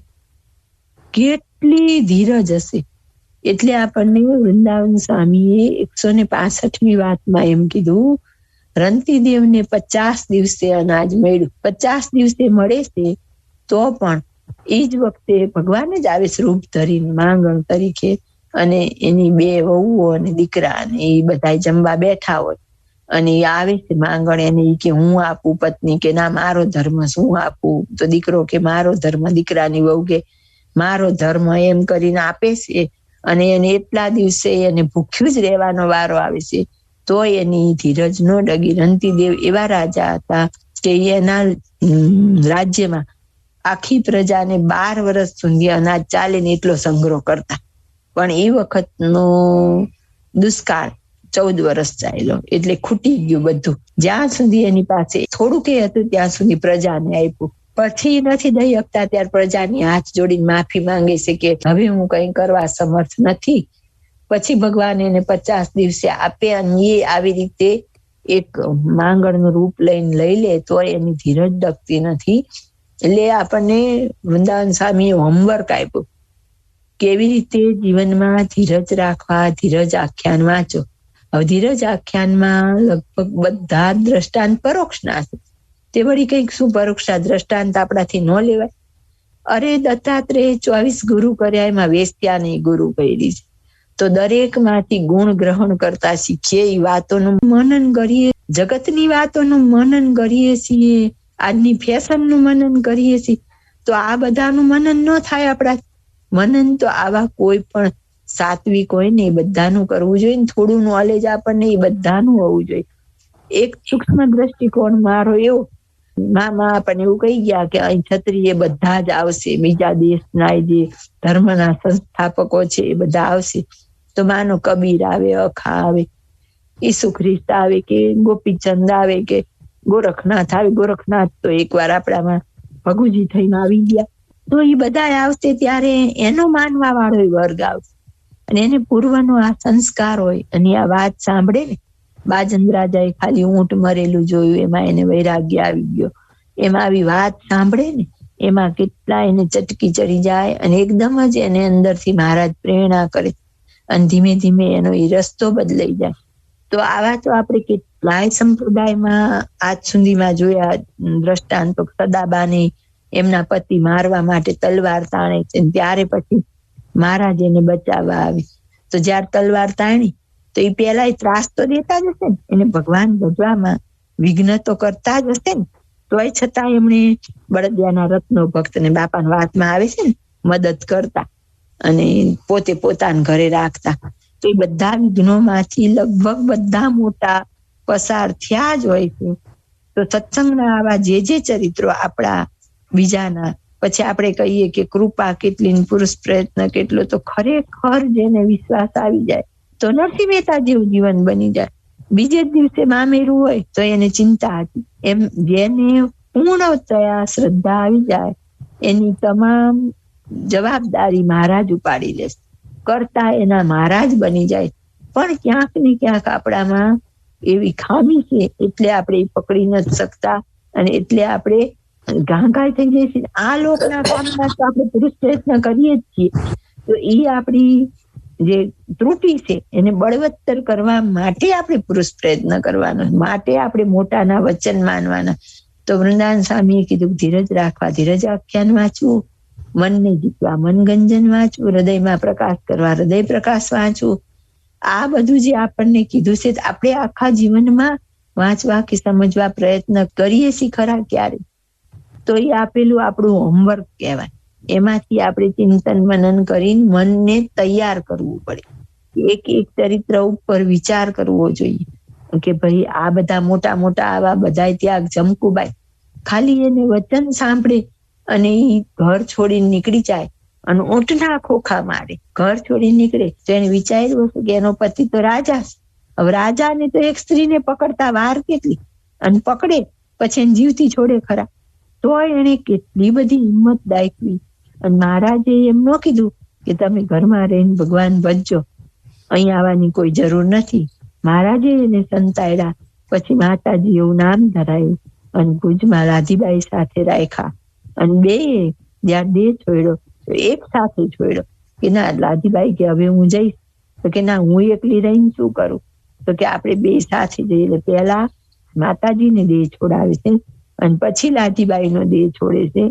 લાધીબાઈ ને જયારે મહારાજ મળે છે ત્યારે મહારાજ એની પરીક્ષા કરવા માટે કે વિધવા હોય કે લાધી તું નવા કપડા સોળ શણગાર સજી, માથે બેડું લઈને તું અમારી પાસે આવ. એટલે એ જમાનામાં જે બીજા મેરેજ કરે કોઈની સાથે ત્યારે કઈ લગ્ન બીજી વાર થાય નહીં, એટલે એ બેડું લઈને સામે વાળાને ઘરે જાય, એટલે કે એની સાથે એને લગ્ન કર્યા. એમ બેડું લઈ ભર્યા સમાજ વચ્ચે નવા કપડા પહેરી સોળ શણગાર સજી અને લાધીબાઈ મહારાજ પાસે આવે છે. અને ઈ જ લાધીબાઈ આ ચરિત્ર આપણે તો માનવાનું, આ વૈરાગ્યની જે વાત આવી, એમના ભાઈના ઘરે લગ્ન જવાનું હોય તો કે મારે લગ્ન જવાનું છે. મહારાજ કે લાધીબાઈ તમારે થોડું જવું પડે, કે આપણે લગ્ન ન જાણ, કે ના મહારાજ ઈ લોકો આમ છે ને ખબર ન પડે, મારે તો જવું જ પડે ને આમ કરવું જ પડે. પછી મહારાજ એમને ગાડીથી પાડે છે. ત્યારે આપણે દરેક ચરિત્રમાંથી પાઠ શીખવાનો. લાધીબાઈને ભલે નથી તો એ કઈ મહારાજ માટે આટલું કર્યું, તો જો દેના સગામાં મારે આવું નથી ને, એમ આપણે જોવાનું. શ્રદ્ધાના વિષય જોવો હોય તો મહારાજ જયારે જેતલપુરમાં હોય અને જેતલપુરના યજ્ઞની તૈયારી કરે ત્યારે બધી તૈયારી લગભગ સંપૂર્ણ થઈ જાય અને પછી અમદાવાદનો સુબોધ સૈન્ય લઈને આવે તો મહારાજ તો મુક્તાનંદ સ્વામી કે તમે સંભાળી લેજો, કે હું તો જતનબા જતા રહ્યા છે ને એમની કાણે જઉં છું. એમ કરીને મહારાજ નીકળી ગયા. આ જગ્યાએ હું હોઉં ને એટલે તરત એમ થાય, ખબર નહીં પડતી હોય આટલું બધી તૈયારી કરાવી પેલા જગનની, હવે સુબો આવ્યો ત્યારે અમને બધાને મરવા મૂકીને પોતે જતા રહ્યા અને પછી ભમરાઓએ રક્ષણ કર્યું. એટલે આજે જેતલપુર મંદિરમાં ભમરાઓ નિવાસ છે. પણ ત્યારે આપણી શ્રદ્ધા ટકી, આપણે એને કોઈ આવું કઈ કીધું હોય તો આપણે કેટલા સ્થિર રહી શકીએ. એક એક વસ્તુ ઉપર આપણે વિચાર કરતા જવો પડે. એક એક ચરિત્ર સત્સંગના આપણે જયારે સાંભળીએ ત્યારે આપણને એમાંથી ધીમે ધીમે ધીમે પરિપક્વતા, રાતોરાત કોઈ પરિપક્વતા આવતી નથી અને આપણે એમ માની લઈએ કે મન આવી ગઈ, તો એ શક્ય નથી. એને ધીમે ધીમે બળપૂર્વક ચિંતન મનન કરી અને ધીમે ધીમે શ્રદ્ધાવાન થતું જવું પડે. અને પરિપક્વ થતા થતા જયારે મહારાજ કસોટી મૂકે અને કસોટીમાંથી એમ કેમ પાર ઉતરીએ ત્યારે મહારાજને મુક્તો રાજી થાય કે વાહ તમે ખરેખર સુરા નીકળ્યા. એટલે જ મહારાજે કીધું ને, રાજી થવું ને એનું તો એક પછી એક બધું લઈ લઉં. તો આપણી તૈયારી કેટલી આપવાની, આપણે કેટલું આ મહારાજને સમર્પિત કરી શકીએ. ખાલી આપણા ઠરાવ સમર્પિત થાય ને તોય બહુ મોટી વાત છે કે હા, 2 વસ્તુ આપણે કઈ છોડી શકશું. મહારાજ કે એમ આપણને ગમતું હોય ને ઈ સેવા બદલીને બીજી આપે ને તોય આપણે અનુકૂળ નથી થઈ શકતા. તો કે મહારાજ કે અમને ગમે ને એમ અમારા ગમતામાં રહેવાનું. તો એના માટે તો દાદા ખાચર અને પર્વતભાઈ ની બધાએ જે શ્રદ્ધા રાખી એના તો કઈ દ્રષ્ટાંત દેવાની જરૂર નથી, કારણ કે સંપ્રદાયમાં લગભગ બધાને ખબર જ છે આવી બધી તો, કે આગળ બધાએ શ્રદ્ધા કેટલી બધી જાળવી છે. આ તો આ એટલા માટે તાજું કર્યું કે આપણને થોડાક ડગમગાટ આવતો હોય તો ખબર પડે કે ભાઈ આ બધાએ જે સહન કર્યું તું સંપ્રદાયને ઉભો કરવા માટે, એવું તો આજ આપણને કઈ તકલીફ જ નથી. એ બધા જે કરીને ગયા પરિશ્રમ, એના ફળ સ્વરૂપે આજ આપણે બધા સુખેથી ભગવાન ભજીએ છીએ અને સમાજમાં એક આપણી સારી છાપે ઉલટાની લોકો આપણી પ્રત્યે આદરથી જોવે કે આ લોકો તો સ્વામિનારાયણના સત્સંગી છે એમ. તો એવી આપણી સરસ છાપ પડે છે. આજ બધું જુઓ તમે, જ્યાં હોય અહીંયા સ્વામિનારાયણ નું નામ આવે કે સ્વામિનારાયણ વાળાએ આવી સેવા કરી, આવું કર્યું. તો પહેલું આપણને કીધું કે વૈરાગ્યને પામવાનું, બીજું કીધું કે અતિ દ્રઢ શ્રદ્ધાવાન થવાનું. તો કે જે પરિસ્થિતિ આવે એમાં હિંમત હાર્યા વગર અને અતિ ઉલટાની વધારે ને વધારે શ્રદ્ધા દ્રઢ રાખી. આપણે ગીગા ધાદલ નું જોયું હતું, એવા તો સંપ્રદાયમાં કેટલાય દ્રષ્ટાંત છે. હવે જેમ જેમ બધા નજર પડશે ને એમ બધાને દેખાશે. પછી કીધું કે 8 પ્રકારનું બ્રહ્મચર્ય, તો 8 પ્રકારનું સંતો માટે છે. ગૃહસ્થને એના નિયમ પ્રમાણે કીધું એ બ્રહ્મચર્ય. પણ આમાં આપણે એક સૂક્ષ્મ ભૂલ કરી જતા હોઈએ છીએ આ બ્રહ્મચર્યમાં. તો કે આમ આપણને એમ લાગે છે કે પતિ સિવાય બીજા સાથે આપણે 5 વર્તમાન કીધા, એમાં અવેરી કીધું, વટલવ નહીં, વટલાવવું નહીં કીધું. તો પરપુરુષ સાથે આપણે કોઈ હસી મજાક કે કઈ નથી કરતા, એની સાથે હરવું ફરવું કે ખરાબ સંબંધો નથી બાંધતા. પણ મામા એ સૂક્ષ્મમાં શું કીધું, મારી અમૃત સરિતા છે ને એમાં તો 3જા ભાગમાં 157 પાન, પણ મને છે ને પાના નંબર વધારે યાદ હોય અને ઓલી વાર્તા નંબર મને બહુ યાદ નથી હોતા. તમારે કોઈને આગળ પાછળ નંબર આવતો હશે, આવૃત્તિ જૂની નવી હોય ને, ત્યારે એમાં મામા આપણને એક ઝીણી વાત કહી ગયા કે નિષ્કામ ધર્મ છે ને એનો લોપ નહીં ચલાવવો જોઈએ. અને એમાં એમ કીધું કે એવું સિનેમા ચિત્ર પણ નહીં નિહાળવું જોઈએ, એ પણ નિષ્કામ ધર્મનો લોપ છે. આપણે આમાં બેઠેલા તો લગભગ આપણે પિક્ચર જોતા જ નથી, પણ હવે આપણી આજુબાજુ આમાં નાની પેઢી બેઠી હોય અને સાંભળતી હોય તો એ લોકોને આનાથી બળ આવે. આગળ એમાં પાછી મામાએ કેવું એક શબ્દ કહી દીધો કે જે આ નિષ્કામ ધર્મ એટલે કે જેનામાં ખામી હોય છે નિષ્કામ ધર્મની, તો આગળ એમ કહી દીધું પિક્ચર જોવો એ પણ નિષ્કામ ધર્મનો લોપ છે. તો કે એના હાથનો થાળ મહારાજ કે હું જમતો નથી, એમ કરીને મામાએ આપણને એમ કીધું કે તમને ખરેખર મહારાજને થાળ જમાડવાની ઈચ્છા હોય તો તમારે આજથી સિરિયલ કે પિક્ચર જોવા નહીં. એને આપણે સમજતા શીખવું પડે. આ લોકનું તો ઘણું સમજી જઈએ છીએ આપણે, પણ ઈશારો અહીં સમજતા નથી. બીજું તો આપણે બ્રહ્મચર્યમાં બહુ કઈ આવતું નથી. પછી કે અહિંસા ધર્મ. અહિંસા એટલે શું? તો કે મન કર્મ વચને પણ કોઈનું ખરાબ થવું કે ખરાબ થાય એવો સંકલ્પ કરવો, એને અહિંસા ધર્મનો લોપ કહેવાય. તો આપણને સાળંગપુરના 14મા વચનામૃતમાં કીધું જેવું સ્થૂળ દેહનું કર્મ લાગે તેટલું જ સૂક્ષ્મ દેહનું લાગે છે. અને એના આપણે દ્રષ્ટાંતો જોઈએ કે સૂક્ષ્મ દેહ તો અમૃતસરિતામાં મહાનુભાવાનંદ સ્વામીનો 3જા ભાગમાં 121મા પાને દાખલો આપે છે મામા, એમ કરીને આપણને સમજાવે છે કે સંકલ્પ ન કરવા એમ. તો કે પિત્તળની થાળીમાં જમતા હોય છે અને ગોપાળાનંદ સ્વામીના શિષ્યો આવે છે દર્શને અને જોવે કે આ સ્વામી તો પિત્તળની થાળીમાં જમે. હવે એમના મનમાં શું થયું હતું? ખાલી સંકલ્પ. એમણે કે સ્વામી મોઢે 2 શબ્દ કીધા નહોતા, એ સ્વામી તમે મોટી વાતો કરો ને, પિત્તળની થાળીમાં આપણે વળી જમાતું હશે કે જૈન બીજાના મોઢે નથી કીધું કે અમે તો ગયા તા પણ ઈ તો હવે બેસો ને કહેવાના જ મોટા છે, પિત્તળની થાળીમાં જમતા એવું કઈ નથી કર્યું, ક્રિયા કઈ જ કરી નથી. શું કર્યું? ખાલી સંકલ્પ. અને સંકલ્પના હિસાબે એમને મૂર્તિ દેખાતી હોય, એ મૂર્તિ દેખાતી બંધ થઈ જાય. હવે તો નંદ સંત હતા, એ વખતના ગોપાળાનંદ સ્વામીના શિષ્ય હતા. તો ગોપાળાનંદ સ્વામીના શિષ્ય ધર્મ નિયમમાં તો બરાબર જ હોય, મહારાજે બાંધેલી મર્યાદાની બહાર હોય નહીં. તેમ છતાંય ખાલી સંકલ્પ કરવાથી મૂર્તિ દેખાતી બંધ થઈ ગઈ. તો આપણને તો મૂર્તિનું હજી કઈ એક મને મારે આપણે નહીં, મને એક આછેરું ઝલકે દેખાતી નથી. અને જો આવા સંકલ્પો કરીએ તો ક્યાં આપણો રે? ત્યાં બેલેન્સ રાખવાનું, જ્યાં દેખાય ત્યાં જોવાનું છે. પણ જ્યાં એકવાર નિશ્ચય થઈ ગયો કે આ લીમડો એટલે લીમડો, પછી એમાં આપણે મન કર્મ વચને કરીને કોઈ પણ સંકલ્પ કરવાનો નથી.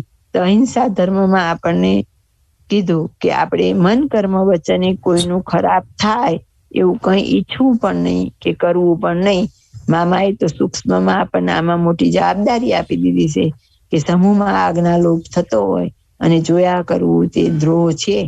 પણ આપણે એમાં કોઈને સુધારવા તો જવું નથી, પણ મન કર્મ વચને કોઈના વિશે ખરાબ આપણને એમ થઈ જાય એ તો ઈ જ લાગનો છે, એ પડે તો જ સારું. તો અમૃત સાગરમાં એવું કીધું છે કે આપણને ખાલી કોઈના વિશે એવો સંકલ્પ થાય તો પણ આપણું પ્રારબ્ધ બંધાય.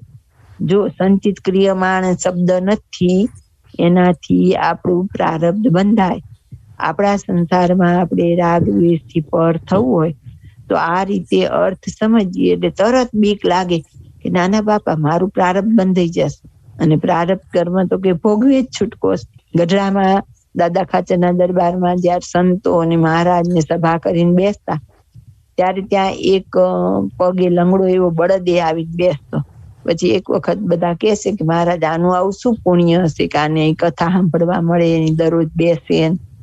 પછી મહારાજ કહેશે પૂર્વે ભગવાનનો ભક્ત જ હોય, પણ ખેતીની બાબતમાં કઈ તકરાર થાય છે, ભાઈને કુવાડો મારીને એનો પગ ભાંગી નાખે, એટલે આ જન્મે એનો પોતાનો પગ ભાંગી જાય છે અને ક્યાંય બળદ થઈને આવ્યો છે અને હવે એકાદશીના દિવસે એ દેહ મૂકશે. તો જો આવી રીતે સમજણપૂર્વક મનને કેળવતા શીખશો, મામાએ કીધું ને મનને કેળવતા શીખો તો આપણને રાગ દ્વેષ હર્ષ શોક મારું તારું આ બધું ધીમે ધીમે ટળશે. આ એક પણ વસ્તુ મેં સિદ્ધ કરેલી છે એમ નથી, બધે આપણે બધા સાથે છે ને આમાં ઘણા આનાથી આગળ હશે પણ ખરા. એટલે હું અનુભવથી આ નથી બોલતી, ખાલી એને વિસ્તારથી થોડીક સમજાવવાનો પ્રયત્ન જ કરું છું. 5મું આત્મનિષ્ઠા. હવે આત્મનિષ્ઠામાં તો બધું ઘણું હોય કે આમ સહન કરીએ તો આત્મનિષ્ઠા, આમ કરીએ તો પણ નહીં. બાપાએ આપણને ટૂંકું કરી દીધું તો કે સત્સંગનું ખૂંજ્યું ખમીને તે આત્મનિષ્ઠા. એટલે કેટલી નાની વ્યાખ્યા. સત્સંગમાં આપણા વિશે કોઈક આમ બોલે તો સાબિત કરવા, 5 જણને હું આમ નહોતી બોલી, મેં આમ નથી કર્યું, જો આ સાબિતી જો મેં. તો આપણને એ કહી દીધું કે નિર્દોષતા સાબિતીની અનાવશ્યકતા, એવી કોઈ સાબિતી કરવા જો મહારાજને અને મુક્તને અંતર્યામી જાણતા હોઈએ. અને મામાએ આપણને બહુ ટૂંકું એક કહી દીધું કે દરેક કાર્ય કરતા પહેલા પોતાના આત્મામાં રહેલા ભગવાનને પૂછવું કે આ કાર્ય કરવું તે યોગ્ય છે કે અયોગ્ય, તો એ પ્રમાણે પછી કરવું. જો ભાઈ બધા એને એક સરખું તો કઈ સીધું પડે જ નહીં. એમાં શંકરનું દ્રષ્ટાંત લગભગ બધાને ખબર છે. એક વખત શંકર પાર્વતી પોઠિયા સાથે જતા હોય તો શંકર બેઠા હોય પોઠિયા ઉપર, પાર્વતી ચાલતા હોય. તો કે છે ને એવો મોટો તંદુરસ્ત છે તો પત્ની બિચારી કોમળે એને ચલાવે છે અને પોતે ઉપર બેઠો છે. તો એ નિંદાથી પછી પાર્વતીજી બેઠા તો કે જો કેવી છે આ સતી કહેવાય કે પતિ પગે ચાલે પત્ની ઉપર બેઠી. પછી બિચારાને એમ થયું તો બેસીએ, બેઠા તો કે કેવા અજ્ઞાની તે બિચારા પોઠિયાની દયા ન આવી, નીચે ઉતરી ગયા. તો કે કેવા અક્કલ વગરના, આવો અટ્ટોકટ્ટીઓ પોઠિયો હારે છે તો એ બે હાલીને જાય. સંસાર તો હંમેશા આવો જ રહેવાનો. એટલે એવી વાતોને નહીં ગણકારતા આપણે શ્રદ્ધાપૂર્વક અને સમજણપૂર્વક ધીમે ધીમે આગળ વધવાનો પ્રયત્ન કરવાનો. એટલે આત્મનિષ્ઠા એટલે શું? તો કે ભગવાન ભક્તિ વખતે આપણને કોઈ 2 શબ્દ બોલે, કેટલાક તો એમ કે વળી ઘરમાં જોઈ મોટી બાપાવાળાના ઘરમાં એવું લેબલ આવી જોઈ મોટી બાપાવાળી. તો જેમ અમરીશ રાજા કેવા ખુશ થઈ ગયા ભગત કીધું તો એમાં આપણે રાજી થયું કે હાલો મને કોકે પ્રમાણ તો કરી, હું બાપા વાળી. કોક વળી એમ કે જોઈ મોટી ભગત તો ક્યાં ખરાબ ગાળ દીધી, આપણને કાણી કુબડી તો કીધી નથી. એ ક્યારે થાય તો કે હું દેહ નહીં આત્મા, એનું મનન કરી. ભાઈ જે કીધું એ ફેર શું પડ્યો, મૂળ તો કક્કાના જ શબ્દ. એવી રીતે આપણા મનને સમજાવીએ ને એટલે જે વસ્તુ દુઃખરૂપ લાગતી હતી ને એ સુખરૂપ લાગવા મને. અને ધીમે ધીમે એટલા મેચ્યોર થઈ જઈએ ને કે આપણને એના શબ્દો અસર જ ન થાય. તો એ આત્મનિષ્ઠા લો, કઈ એમાં મોટું આપણે આટલા 5 સાધન સિદ્ધ થાય એના ઉપરથી જન્મ મરણની નિવૃત્તિ થઈ જાય. જન્મ મરણની નિવૃત્તિ એટલે જો પ્રકૃતિ પુરુષ છે એમાં કૃષ્ણ, વાસુદેવ બ્રહ્મ, નારાયણજી, મૂળ અક્ષર આ બધા જન્મ મરણની નિવૃત્તિ વાળા છે. પ્રથમના 72 રહસ્યાર્થમાં બાપાશ્રીએ કીધું કે જન્મ મરણની નિવૃત્તિ એટલે ત્યાં કોઈ પણ ધામમાં મૂકે જન્મ મરણથી રહિત થઈ જાય, પણ આત્યંતિક કલ્યાણ તો નથી. પછી આપણે જેતલપુરના 4થા રહસ્યાર્થમાં કીધું કે જેને અખંડ સ્મૃતિ હોય પણ આજ્ઞા ન પાડતા હોય તે જન્મ મરણથી રહિત થાય. વચનામૃતમાં આ વાત હતી, રહસ્યાર્થમાં બાપાએ ક્લિયર કર્યું. અને એને ઈશ્વર કોટીમાં મૂકે, કારણ કે ત્યાં જન્મ મરણ નથી. ત્યાંથી પછી સ્વેચ્છાએ આપણે આપણું કલ્યાણ કરવું હોય તો સત્સંગમાં જન્મ લેવાનો, ફરી નિરાકાર થવાનું. પણ આપણી જેમ હોય કે આટલી આવરદા વૈરાટની, આટલી પ્રધાન પુરુષની, આટલી મનુષ્યની, એવી ત્યાં આવરદાની લિમિટ નથી.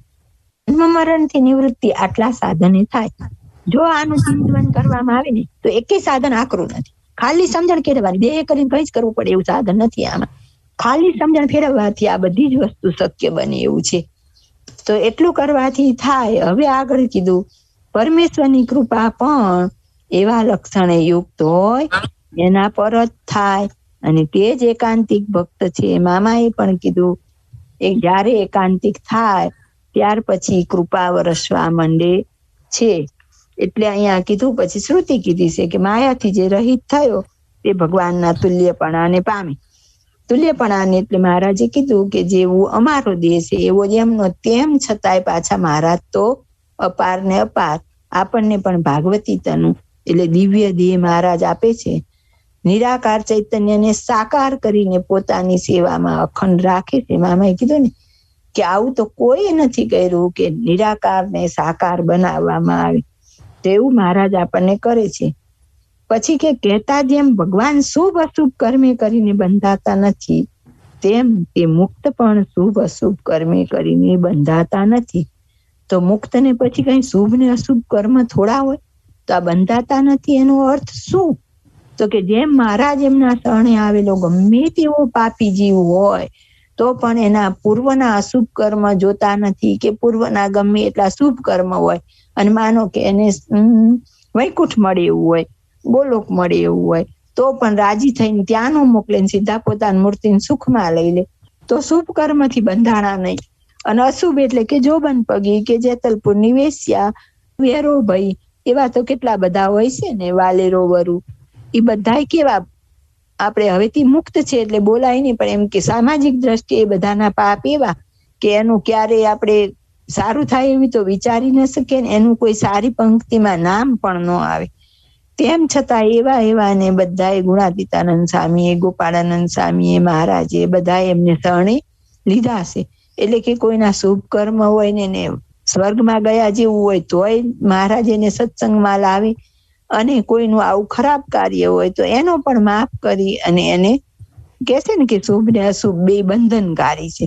એમ એ બે કર્મ છે એની બંધન મુક્તને થતું નથી. બે કર્મને સાઈડમાં કરી અને ચૈતન્યનો ઉત્કર્ષ કરવો, કે ચૈતન્યની મૂર્તિને સુખમાં મૂકી દેવો, એવી કૃપા આટલું સાધન સિદ્ધ થાય પછી મહારાજ કરે છે.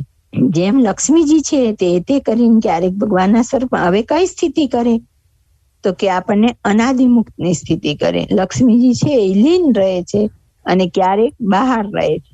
તો કે લીન રહે એટલે શું? તો કે મૂર્તિમાં રહીને મૂર્તિનું સુખ ભોગવે લીન, પણ મામા તરીકે, માસી તરીકે આ સત્સંગમાં દર્શન આપે ત્યારે અહીંયા આપણને મૂર્તિમાં રહ્યા થકા દર્શન આપે. અખંડ સુખના ભોગતા તો છે જ, પણ મૂર્તિમાં સુખ લીધા કરે છે સતત, અને તેમ છતાં આ સ્વરૂપે દેખાય એમાં કામ કરનારા પણ મહારાજ છે, પણ આપણે એને સંજ્ઞા આપીએ કે આ મામા, આ નિષ્કુળાનંદ સ્વામી, આ બ્રહ્માનંદ સ્વામી, તો ત્યારે એને લીન રહ્યા કહેવાય, પણ છે તો ખરેખર સેવામાં જ ને. ક્યારેક તો મૂર્તિમાન થકા ભગવાનની સેવામાં રહે છે. અને જેમ ભગવાન સ્વતંત્ર છે તેમ તે ભગવાનના ભક્ત પણ સ્વતંત્ર થાય છે. એટલે કે ભગવાન કોઈનું પણ કલ્યાણ કરવામાં કે કંઈ પણ કાર્ય કરવામાં સ્વતંત્ર હોય, એવી જ રીતે મુક્ત પણ એ જીવનું રૂડું કરવા માટે સ્વતંત્ર છે. તેમ છતાંય મહારાજ પાસે એવા મુક્તને પણ સ્વામી સેવક ભાવ તો અખંડ રહે જ છે. પણ બાકી કોઈ જીવનું રૂડું કરવું હોય ત્યારે એમને મહારાજની આજ્ઞાની એવી જરૂર પડતી નથી. પણ મુક્ત ક્યારે આ લોકનું કાર્ય બને ત્યાં સુધી મહારાજે બાંધેલું હોય એમાં હસ્તક્ષેપ કરતા નથી. કોઈનું પ્રારબ્ધ જે હોય ટાળી શકવા સમર્થ હોય છે, પણ મહારાજે કરેલી પરિસ્થિતિમાં ડિસ્ટર્બન્સ મોટે ભાગે મુક્તો કરતા નથી. જય સ્વામિનારાયણ. સ્વામિનારાયણ હરે. પછી નિત્યાનંદ સ્વામીએ પૂછ્યું છે, જેમાં એ સર્વે અંગ સંપૂર્ણ હોય તેની ઉપર તો ભગવાનની કૃપા થાય છે, અને જો એ અંગમાંથી કંઈક ન્યૂનતા હોય તો તેની શી ગતિ થાય છે? પછી શ્રીજી મહારાજ બોલ્યા છે, વૈરાગ્ય, બ્રહ્મચર્ય, શ્રદ્ધા, અહિંસા ધર્મ અને આત્મનિષ્ઠા એમાંથી કોઈ અંગમાં ન્યૂનતા હોય તો આત્યંતિક મોક્ષ જે ભગવાનનું અક્ષરધામ તેને તો ન પામી, અને એ વિના બીજા જે ભગવાનના ધામ છે તેને પામી. અથવા વધુ સવાસનિક હોય તો દેવલોકને પામી, જે દેવલોકને ભગવાનના ધામ આગળ મોક્ષ ધર્મને વિશે નરક તુલ્ય કહ્યા છે. અને દેવતામાંથી મનુષ્ય થાય ને મનુષ્યમાંથી વળી દેવતા થાય, અને અનેક જન્મ સસિંદતો યાતિ પરામ ગતિ. એ શ્લોકનો પણ એ જ અર્થ છે, જે ભગવાનનો ભક્ત સવાસનિક હોય તે નરક 84માં તો ન જાય, અને દેવતામાં અને મનુષ્યમાં તો અનંત જન્મ ધરે. પછી જ્યારે પૂર્વે કયા તેવા વૈરાગ્યાદિક લક્ષણયુક્ત થાય ત્યારે જ ભગવાનની કૃપાનું પાત્ર થાય. ને પછી ભગવાનનો એકાંતિક ભક્ત થઈને ગુણાતીત એવું જે ભગવાનનું અક્ષરધામ તેને પામે છે. માટે એક જન્મે અથવા અનંત જન્મે પણ જે દિવસ પ્રથમ કહ્યા એવે લક્ષણયુક્ત થઈને અતિશય નિર્વાસનિક થશે ત્યારે જ ભગવાનની કૃપાનું પાત્ર થશે ને આત્યંતિક મોક્ષને પામશે, પણ તે વિના તો નહીં જ પામે. જય સ્વામિનારાયણ. પાછા નિત્યાનંદ સ્વામી મદદે આવ્યા કે મહારાજ આ વાત તો ઘણી કઠણ થઈ ગઈ આમ, કારણ કે ત્યાં સુધી સત્સંગમાં કીધું તો કે એ ગોળાને પાણી પીવે એનું કલ્યાણ, અને હવે તો અઘરી અઘરી વાતો આવી ગઈ. તો કે હવે આ 5 સાધન સિદ્ધ નો થયા અને એકે રહી ગયું એમાંથી, તો કે એની શું ગતિ થશે? તો મહારાજ કે એને ભગવાનનું અક્ષરધામ તે ન પામી. આ એક એક શબ્દને આપણે વિચારીએ તો આપણી અંદર શ્રદ્ધા અને હિંમત વધે. આપણને એમ કહેવામાં આવે કે આપણે સ્કૂલમાં 10th ધોરણમાં 7 સબ્જેક્ટ છે, એમાંથી એને એકમાં 100 માર્ક આવે ને એકમાં 10 આવે તો ચાલે? તો કે ના, ન ચાલે. 7 વિષયમાં એને 35 માર્ક્સ તો લાવવા જ પડે. એમ અહીંયા આપણને એમ કહેશે કે એવી છૂટછાટ ન હાલે, તમારે 5 સાધન સિદ્ધ તો કરવા જ પડે. પણ જો આ વાંચીને હરી રહી નહીં જવાનું, એનો શાંત ચિત્તે વિચાર કરવાનો કે એકે એટલું અઘરું કામ નથી. એને સમજણપૂર્વક બળપૂર્વક આવા એક ગ્રુપમાં રહી અને એકબીજાની હિંમતપૂર્વક લડીએ ને તો સાધન સિદ્ધ થાય. જો કંઈ પણ વસ્તુ અશક્ય હોય ને તો આપણને કીધું જ ન હોય. બીજું, આપણી સહાયમાં મહારાજ ને મુક્તો અખંડ ઉભા છે. એટલે આપણે તો ખાલી ડગલું જ માંડવાનું છે. કરનારા તો બધી વ્યવસ્થા કરનારા, આપણી અંદર હિંમત ના દેનારા પણ મહારાજ છે. એટલે આપણે ખાલી થોડીક પોઝિટિવ થિંકિંગ રાખી અને આગળ વધીએ. મહારાજ સાથે નહીં, આપણી આગળ છે. અને કે અહીંયા શું કીધું કે અક્ષરધામને ન પામે પણ બીજા ધામને પામે. હવે આગળ પાછું એમ કીધું, જો વળી પાછા વધારે સવાસનિક હોય, આજે કીધું ને ગોલોક હોય, બદ્રિકાશ્રમ, શ્વેતદીપ એવા ધામને પામે. પણ જો વધારે આપણે સવાસનિક હોઈએ, હજી તૃષ્ણા જ આપણી પૂરી ન થતી હોય, બંગલો હોય તો પછી એક અમારે તો ફ્લેટ મોટો લેવાની ઈચ્છા છે, કઈક નાની ગાડી હોય કે હવે અમારે તો છે ને આવી મોટી ગાડી લેવાની ઈચ્છા છે. એ પછી અંદર એનું મનન ચિંતન એવી વાસનાઓનો અંત જ ન આવે, વૃત્તિને પાછી જ ન વાળીએ, આમ ને આમ જવા દઈએ. તો બાપાશ્રીએ 174મી વાતમાં પણ કીધું છે કે જો વધારે સવાસનિક હોય અને આ જ્ઞાનને પામ્યો હોય તો એને ઇન્દ્ર કે બ્રહ્માના લોકમાં દેહ આવે, ત્યાંથી પસ્તાવો કરીને આ જ્ઞાન હોય એટલે પાછો ફરીથી સત્સંગમાં જન્મ આવે. તો અહીંયા કીધું કે એને વારંવાર મનુષ્ય બનાવે, દેવ બનાવે, દેવ બનાવે, મનુષ્ય બનાવે. પછી મનુષ્ય બનાવે ને ત્યારે એને અમન ચમન હારા કે તું ભોગવી લે. પછી ગોપાળાનંદ સ્વામીની વાતમાંથી માયાને કે તું આના વિષયનું ખંડન કરીશ નહીં, હમણાં એને ભોગવી લે. વળી એને જ્ઞાન હોય જો પૂર્વનું તો વળી એને ઈચ્છા થાય, વળી નીકળવા પ્રયત્ન કરે, વળી દેવલોકમાં જાય, વળી મનુષ્ય થાય, એમ અનેક જન્મ આવે. અને પછી એ કીધું ને કે નરકમાં તો ન જાય પણ આવી રીતે અનંત જન્મ ધરે. અને પછી એ પાછો આ જે 5 સાધન કીધા, જ્યારે ત્યારે આપણે અનંતવાર દેવતા થાવ તોય ભલે, મનુષ્ય થાવ તોય ભલે, પાછું એની કઈ લિમિટ નથી કે આટલી વાર પછી તમને પાસ 3 ટ્રાય 10 ટ્રાય પછી પાસ કરી દેશું, એમ નહીં. ત્યારે પણ તમારા 5 સાધન તો સિદ્ધ કરવાના જ છે. ત્યાર પછી જ તમને આત્યંતિક મોક્ષને કૃપાનું પાત્ર ત્યારે જ થશે અને આત્યંતિક મોક્ષને પણ ત્યારે જ પામશે. તે વિના તો મહારાજ કે નહીં જ પામે. જો આ શબ્દને આપણે ખાલી એમ પકડી લઈએ કે રાખી લીધા તો આ શબ્દો આપણને અસર નહીં કરે અને આપણને ડોક્ટર એમ કે તમારે આ ગોળી તો ખાવી જ પડશે, આ વસ્તુ તો આ ફ્રૂટ કે આ કઈ દવા કે પછી આ આયુર્વેદિક કરવામાં કઈ પણ કે માનો એક્ઝામ્પલ કે સુરણ તો ખાવું જ પડશે. જો એવું આપણને ભારપૂર્વક કહેવામાં આવે ને તો આપણે 2-5 જણ જોડે તપાસ કરીએ, ક્યાંય મળે ન મળે તો ગમે ત્યાંથી ગોતીએ લાવીને દવા આપણે ખાઈએ કે આપણા ઘરમાં નજીકનું કોઈ બીમાર હોય તો ખવડાવીએ.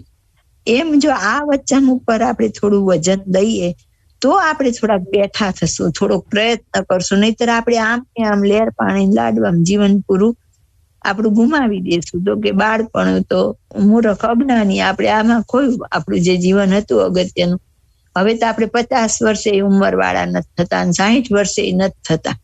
એટલે આપણે થવાના નથી, પણ આપણે વિચાર કરી અને આ શબ્દોનું મનન કરવું. એટલે મહારાજે તો કીધું જ છે કે તમારે નિર્વાસનિક તો થવું પડશે. પૂરેપૂરું આપણાથી શક્ય ભલે ન હોય, ખાલી પ્રયત્ન કરવાનો. પણ કેટલી વાર મામાએ આપણને કીધું પ્રમાણિકપણે, છેતરવાને આપણે આપણી જાતને છેતરીએ એવું ઢોંગ નહીં કરવાનું. પ્રમાણિકપણે નિષ્ઠાવાન પ્રયત્ન કરીએ. મામા કે 50% પુરુષ પ્રયત્ન અને 50% કૃપા. 50 કીધા એ નહીં, આપણે માનીએ 100% મામા કૃપા કરશે અને કરી છે, પણ તેમ છતાં પુરુષ પ્રયત્ન કરવો એ આપણી નૈતિક ફરજ બને છે. અહીંથી આપણને એવું શીખવાડ્યું. જય સ્વામિનારાયણ. સ્વામિનારાયણ હરે. પછી નૃસિંહાનંદ સ્વામીએ પૂછ્યું છે, આ દેહ કરીને સર્વ કસર માત્ર મટી જાય એવો કોઈ ઉપાય છે? પછી શ્રીજી મહારાજ બોલ્યા છે, જો ખબરદાર થઈને મંડે તો આના દેહ સર્વ કસર મટી જાય, અથવા દેહ પર્યંત કસર ન મટી હોય ને અંત સમયે નિર્વાસનિક થાય ને ભગવાન વિશે અતિશય પ્રીતિ થાય તો અંતકાળે પણ ભગવાનની કૃપા થાય ને ભગવાનના ધામને પામે. માટે એક દેહ અથવા અનંત દેહ અથવા અંત સમયે એક કડી મૃત્યુ આડી રહી હોય ત્યારે પણ જો અતિશય ભગવાને વિશે વૃત્તિ જોડાઈ જાય તો તે ભક્તને કોઈ જાતની કસર રહેતી નથી. વચનામૃત. જય સ્વામિનારાયણ. આ દેહ કરીને કસર માત્ર મટી જાય એવો હવે ઉપાય પૂછ્યો તો મહારાજ કે ખબરદાર થઈને મંડે તો બધું થઈ જાય. જો કોરોનામાં કોઈ આપણી નજીક આવતું નહોતું, ગમે એવું આપણે નહોતા જતા, અરસપરસ વાત છે, અતિ વાલો દીકરો, પતિ, પુત્ર, પરિવાર, એકબીજા કોઈની નજીક નહોતા જતા. તો એ સંસાર અસાર છે, સ્વાર્થનો છે એમ માની એ વખતે એમાંથી આપણે મનને પાછું વાળીએ તો આપણે એમાંથી મન ઉખડે જ. પ્રયત્ન કરવો પડે. એવું એકેય સાધન કે એવું નથી. ખબરદાર થઈને મંડીએ, ડોક્ટર હમણાં ના પાડી દે કે તમારે આજથી આ ખાવા નહીં, કે જીભનું કેન્સર આવી જાય કે દાંતનું કેન્સર આવી જાય તો પછી આપણે તો ઓલો મેળાવીને ઓલું મિક્સરમાં ક્રશ કરીને પાઇપથી આપણને ક્યાંક પાઇપ ગોઠવે ત્યાંથી ખોરાક આપે તો આપણે વાંકા રહીએ છીએ ને.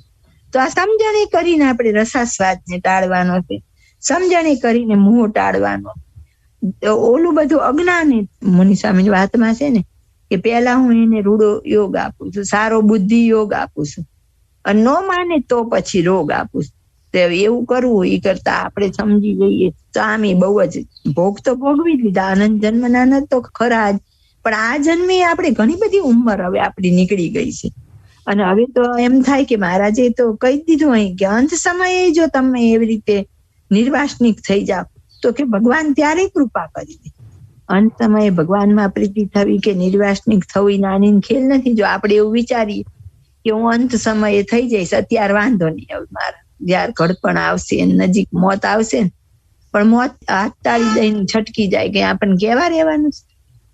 આજે ખાલી આપણે એકવાર આવી સાંખ્ય વિચાર કરીને વિચારીએ તો યુક્રેન વાળાની હાલત જોવો, એ લોકોને -ડિગ્રીમાં અત્યારે રહેશે તો એમ થાય કે કાયમ એમના ઘરમાં હીટર હોય. કોઈ કેટલા સોદા કર્યા હશે, કોઈને કેટલી સંપત્તિ હશે, આજ બધું ઉજ્જળ થઈ ગયું. તો એ લોકોના દેશકાળ કેવા આવ્યા, એવું તો આપણે માથે કઈ વિઘ્ન આવ્યું જ નથી. તો એ લોકો અત્યારે બધી જ વસ્તુ વગર ચલાવતા શીખી જશે કે નહીં. તો એવી રીતે આપણે સમજણે કરીને ભગવાનમાં જેમ વૃત્તિ રે આપણી, અને આપણે એમ કહીએ કે અખંડ વૃત્તિ રાખવી, બીજું બધું છોડીને ભગવાનમાં વૃત્તિ રાખવાનું જ કીધું છે. વધારે વધારે સ્મૃતિ રાખવી, પણ જ્યાં સુધી સંસારના માઇક ભોગ વિષયમાંથી આપણી વૃત્તિ નથી ઉખડતી તો એવી જોઈ એવી ભગવાનમાં ચોટતી પણ નથી. એ ચોટતી નથી એટલે જોઈ એવી પ્રાપ્તિ પણ થતી નથી. તો અહીં કીધું કે તમને અંતકાળે પણ જો એક ઘડી આડી રહી હોય ને ભગવાનમાં સ્નેહ થઈ જાય અને સંસારમાંથી જો પ્રીતિ ઉખડી જાય તો મહારાજ પૂરું કરે. એટલે મોટા મુક્ત શું કૃપા કરે, આપણે દાખલો કર્યો હોય તો રાજી થઈ, તો કે આપણી કસર રહી જતી હોય તો પ્રસંગ માળામાં છે ને કે મામા કે તમે શું અમારી સેવા કરો, તો કે અમે ભગવાનને કહીએ છીએ કે આ ભક્તને આટલી કસર રહી ગઈ છે, મહારાજ તમે એના ગુના માફ કરો. પણ ક્યારે આપણે થોડોક પ્રયત્ન કરીએ તો ને, મહારાજના મુક્તોના વચનને આપણે ગણકારીએ જ નહીં તો પછી મુક્તો એ કૃપા કરવા તૈયાર નથી. કેટલી બધી જગ્યાએ ના પાડી જ દીધી છે, અને આજ્ઞા નો પાડે એને તો આશ્રિતમાં જ નથી ગણ્યા, ચોખ્ખી જ ના પડે. મામાએ કીધું હરિભક્ત કોણ, આશ્રિત કોણ, તો કે જ્યાં સુધી આશ્રિત નથી ત્યાં સુધી એના આશીર્વાદ એને લાયક જ નથી. સ્કૂલમાં જે બાળક આવે અને સ્કૂલમાં કઈ પણ વાર તહેવાર હોય ને કઈ ચોકલેટ વેચવા આવે તો સ્કૂલની અંદર હોય ને એને મળે, બહાર હોય એને ન મળે. તો સ્કૂલની અંદર હોય ને છોકરું તોફાન કરે ને તો ટીચર એને મારવાની, ઉભા રહેવાની કે અંગૂઠા પકડવાની સજા કરે. પણ બહાર જે સ્કૂલની બહાર જ રખડતા છોકરા હોય એ ન કરે. પણ એને એના કર્મનો હિસાબ કોણ આપે, તો કે એને જમરાજા તૈયાર છે. એમાં આપણે સંપ્રદાયમાં આવીએ પછી નિયમ રૂપી જે વાળ એની બહાર આપણે નીકળવાનું નથી. જો આપણે એમાંથી આગા પાછા થઈએ છીએ તો મહારાજ ઓલાને સજા નથી કરતા. અમૃત સાગરમાં કીધું કે બહારના કોઈ ટ્રેનની ટિકિટ ન લે તો એને ઓછી સજા, પણ આપણે જાણીએ છતાં આપણે એવું કરીએ તો આપણને મહારાજ વધારે કુરાજી થાય. તું આવું કરસ, આટલું બધું તને સમજાવું, આવી સરસ તને એક સરસ સંગ ગોઠવી દીધો, આવી સરસ સંસારની બધી જ વસ્તુથી તને પરિતૃપ્ત કર્યો, તોય તું હજી આવી ભૂલ કરસ, આવી વાસના રાખ, તો મહારાજનો કુરાજીપો વધારે થાય. એમ અહીંયા આપણને કે અંત વખતે પણ, તો અંત વખતે તો કઈ આપણને એવું ખબર કે અંત વખતે આપણું ચિત્ત રહેશે જ તે. તો એના માટે શું કરવું પડે, તો કે દરેક ઘડીને આપણો અંત વખત છે એમ ગણીને ચાલવું પડે. સતત આપણને અનુસંધાન હોવું જોઈએ. ના ભાઈ મારો દેહ પડી ગયો તો ઓચિંતાનું મહારાજનું ટેડું આવશે, તો ઈ ગણતરીએ ચાલીએ અને સાવધાન થઈને આપણાથી બનતો પ્રયત્ન કરીએ તો મહારાજ અને મુક્ત તો હંમેશા આપણી સહાયમાં ઉભા જ છે. અને ભવસાગરનો પાર ના આવે પ્રભુ વિના, તો કે ભવસાગરના નીર તરીને એમાં કીધું છે ને છેવટ જ્ઞાની ગુરુ ગોતી, તો કે આપણને તો ગોતવાય ન જવા પડ્યા, સહેજે સહેજે મળી ગયા છે. પણ એમના વચને એમના વિશ્વાસે આપણાથી બનતો પ્રયત્ન કરવો એ આપણી નૈતિક ફરજ બને. ઇતિ વચનામૃતમ. જય સ્વામિનારાયણ. સ્વામિનારાયણ. હરે. રહસ્યાર્થ પ્રદીપિકા ટીકામાં પ્રશ્ન 3 છે. તેમાં પહેલામાં શ્રીજી મહારાજે કહ્યું છે કે વૈરાગ્ય, શ્રદ્ધા, બ્રહ્મચર્ય, અહિંસા અને આત્મનિષ્ઠા એ 5 સાધને તે પુરુષ પ્રયત્ન છે. તેણે યુક્ત થાય તે જન્મ મરણથી રહિત થઈને આત્મસત્તાને પામે છે. એટલે અમારા તે જ રૂપ થાય છે. તે ઉપર જ અમારી કૃપા થાય છે. ત્યારે અમારા તુલ્યપણાને પામે છે. એ અમારા જેવો જ સમર્થ થાય છે. બીજામાં એ અંગમાં ન્યૂનતા હોય તો અમારા અક્ષરધામ વિના બીજા ધામોને પામે છે, ને વધુ સવાસનિક હોય તો દેવલોકને પામે છે. અને ત્રીજામાં ખબરદય થઈને મંડે તો આ દેહ સર્વ કસર મટી જાય છે. એમ 4 બાબતો છે. પ્રશ્ન પહેલા પ્રશ્નમાં વૈરાગ્ય, શ્રદ્ધા, બ્રહ્મચર્ય, અહિંસા અને આત્મનિષ્ઠા એ 5 સાધન કયા, એના રૂપ શા હશે? ઉત્તર 1, જીવ કોટી, તેથી પર માયા કોટી, તેથી પર ઈશ્વર કોટી, તેથી પર બ્રહ્મ કોટી, તેથી પર અક્ષર કોટી, તેથી પર તે સર્વનો આધાર જે શ્રીજી મહારાજની મૂર્તિનું તેજ, તેમાં પણ પ્રીતિ નહીં. એ એક શ્રીજી મહારાજ તથા મુક્તમાં જ પ્રીતિ, એ વૈરાગ્યનો રૂપ છે. અને શ્રીજી મહારાજ તથા મુક્તના વચનમાં આસ્તિક બુદ્ધિ, તેને આ ઠેકાણે શ્રદ્ધા કહી છે. અને બ્રહ્મચર્યનો રૂપ પ્રથમના 73માના પહેલા પ્રશ્નોત્તરમાં કર્યું છે. અને કોઈ જીવ પ્રાણી માત્રને મન, કર્મ, વચને દુખવવો નહીં, તે અહિંસા જાણવી. ને પોતાના જીવાત્માને શ્રીજી મહારાજના તેજરૂપ માનવો, તે આત્મનિષ્ઠા જાણવી. પ્રશ્ન 2, પહેલા પ્રશ્નની બીજી બાબતમાં શુભ અશુભ કર્મે કરીને મુક્ત બંધાતા નથી એમ કહ્યું, તે કર્મ ક્યાં જાણવા? ઉત્તર 2, અશુભ એટલે ભૂંડા પાપ કર્મ, અને શુભ તે ભગવાનના સંબંધને રહિત સુકૃત કર્મ. તેમાં અશુભ કર્મે કરીને નરકમાં જવાય છે, અને શુભ કર્મે કરીને દેવાદિકના લોકમાં જવાય છે. એવા કર્મવાળા જીવ પોતાને શરણે આવે તો તે જીવોને શુભ અશુભ કર્મના ફળ ભોગવ્યા વિના જ મુક્ત કરીને શ્રીજી મહારાજને સમીપે મૂકી દે. પણ તેવા કર્મવાળા જીવોનો મોક્ષ કરવામાં બંધાય નહીં, એટલે અટકે નહીં.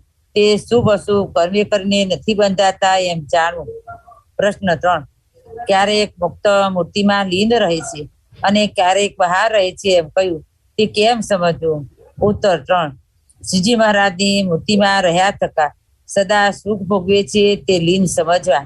ને સુખમાં રહ્યા થકા શ્રીજી મહારાજના સંકલ્પથી અનંત જીવોના ઉદ્ધારને અર્થે અનંત પ્રમાણમાં મનુષ્ય રૂપે દર્શન આપીને શ્રીજી મહારાજની મૂર્તિના સુખમાં લઈ જાય એવી સેવા કરે છે, તે બહાર સમજવા.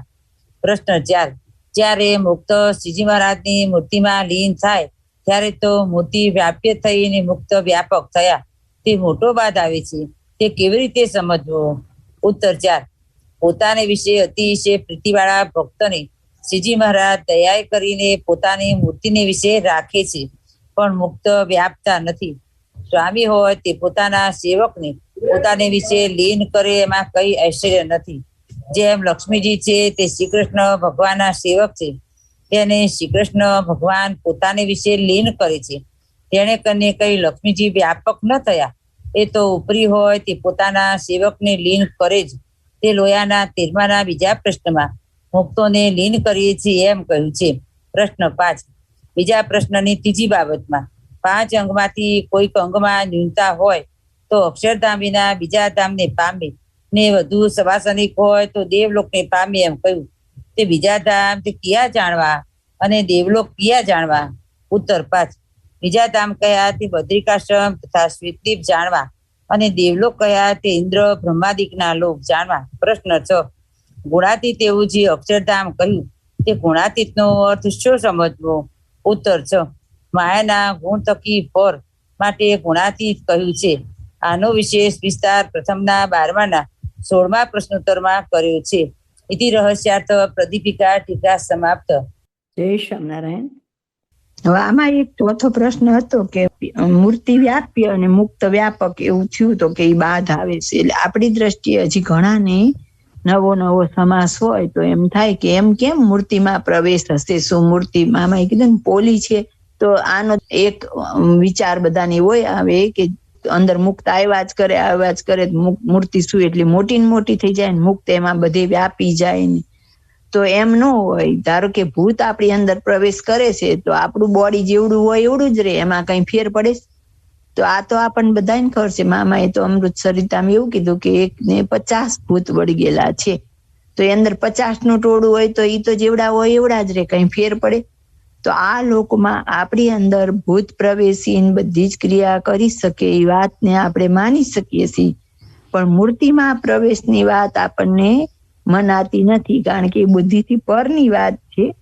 તો હવે જેમ એક દૂધનો ગ્લાસ હોય એમાં સાકર નાખીએ તો કે દૂધ ઉભરાઈને બહાર આવે, ગ્લાસ આખો ભરાઈ જાય ને ઉભરાઈને બહાર આવે.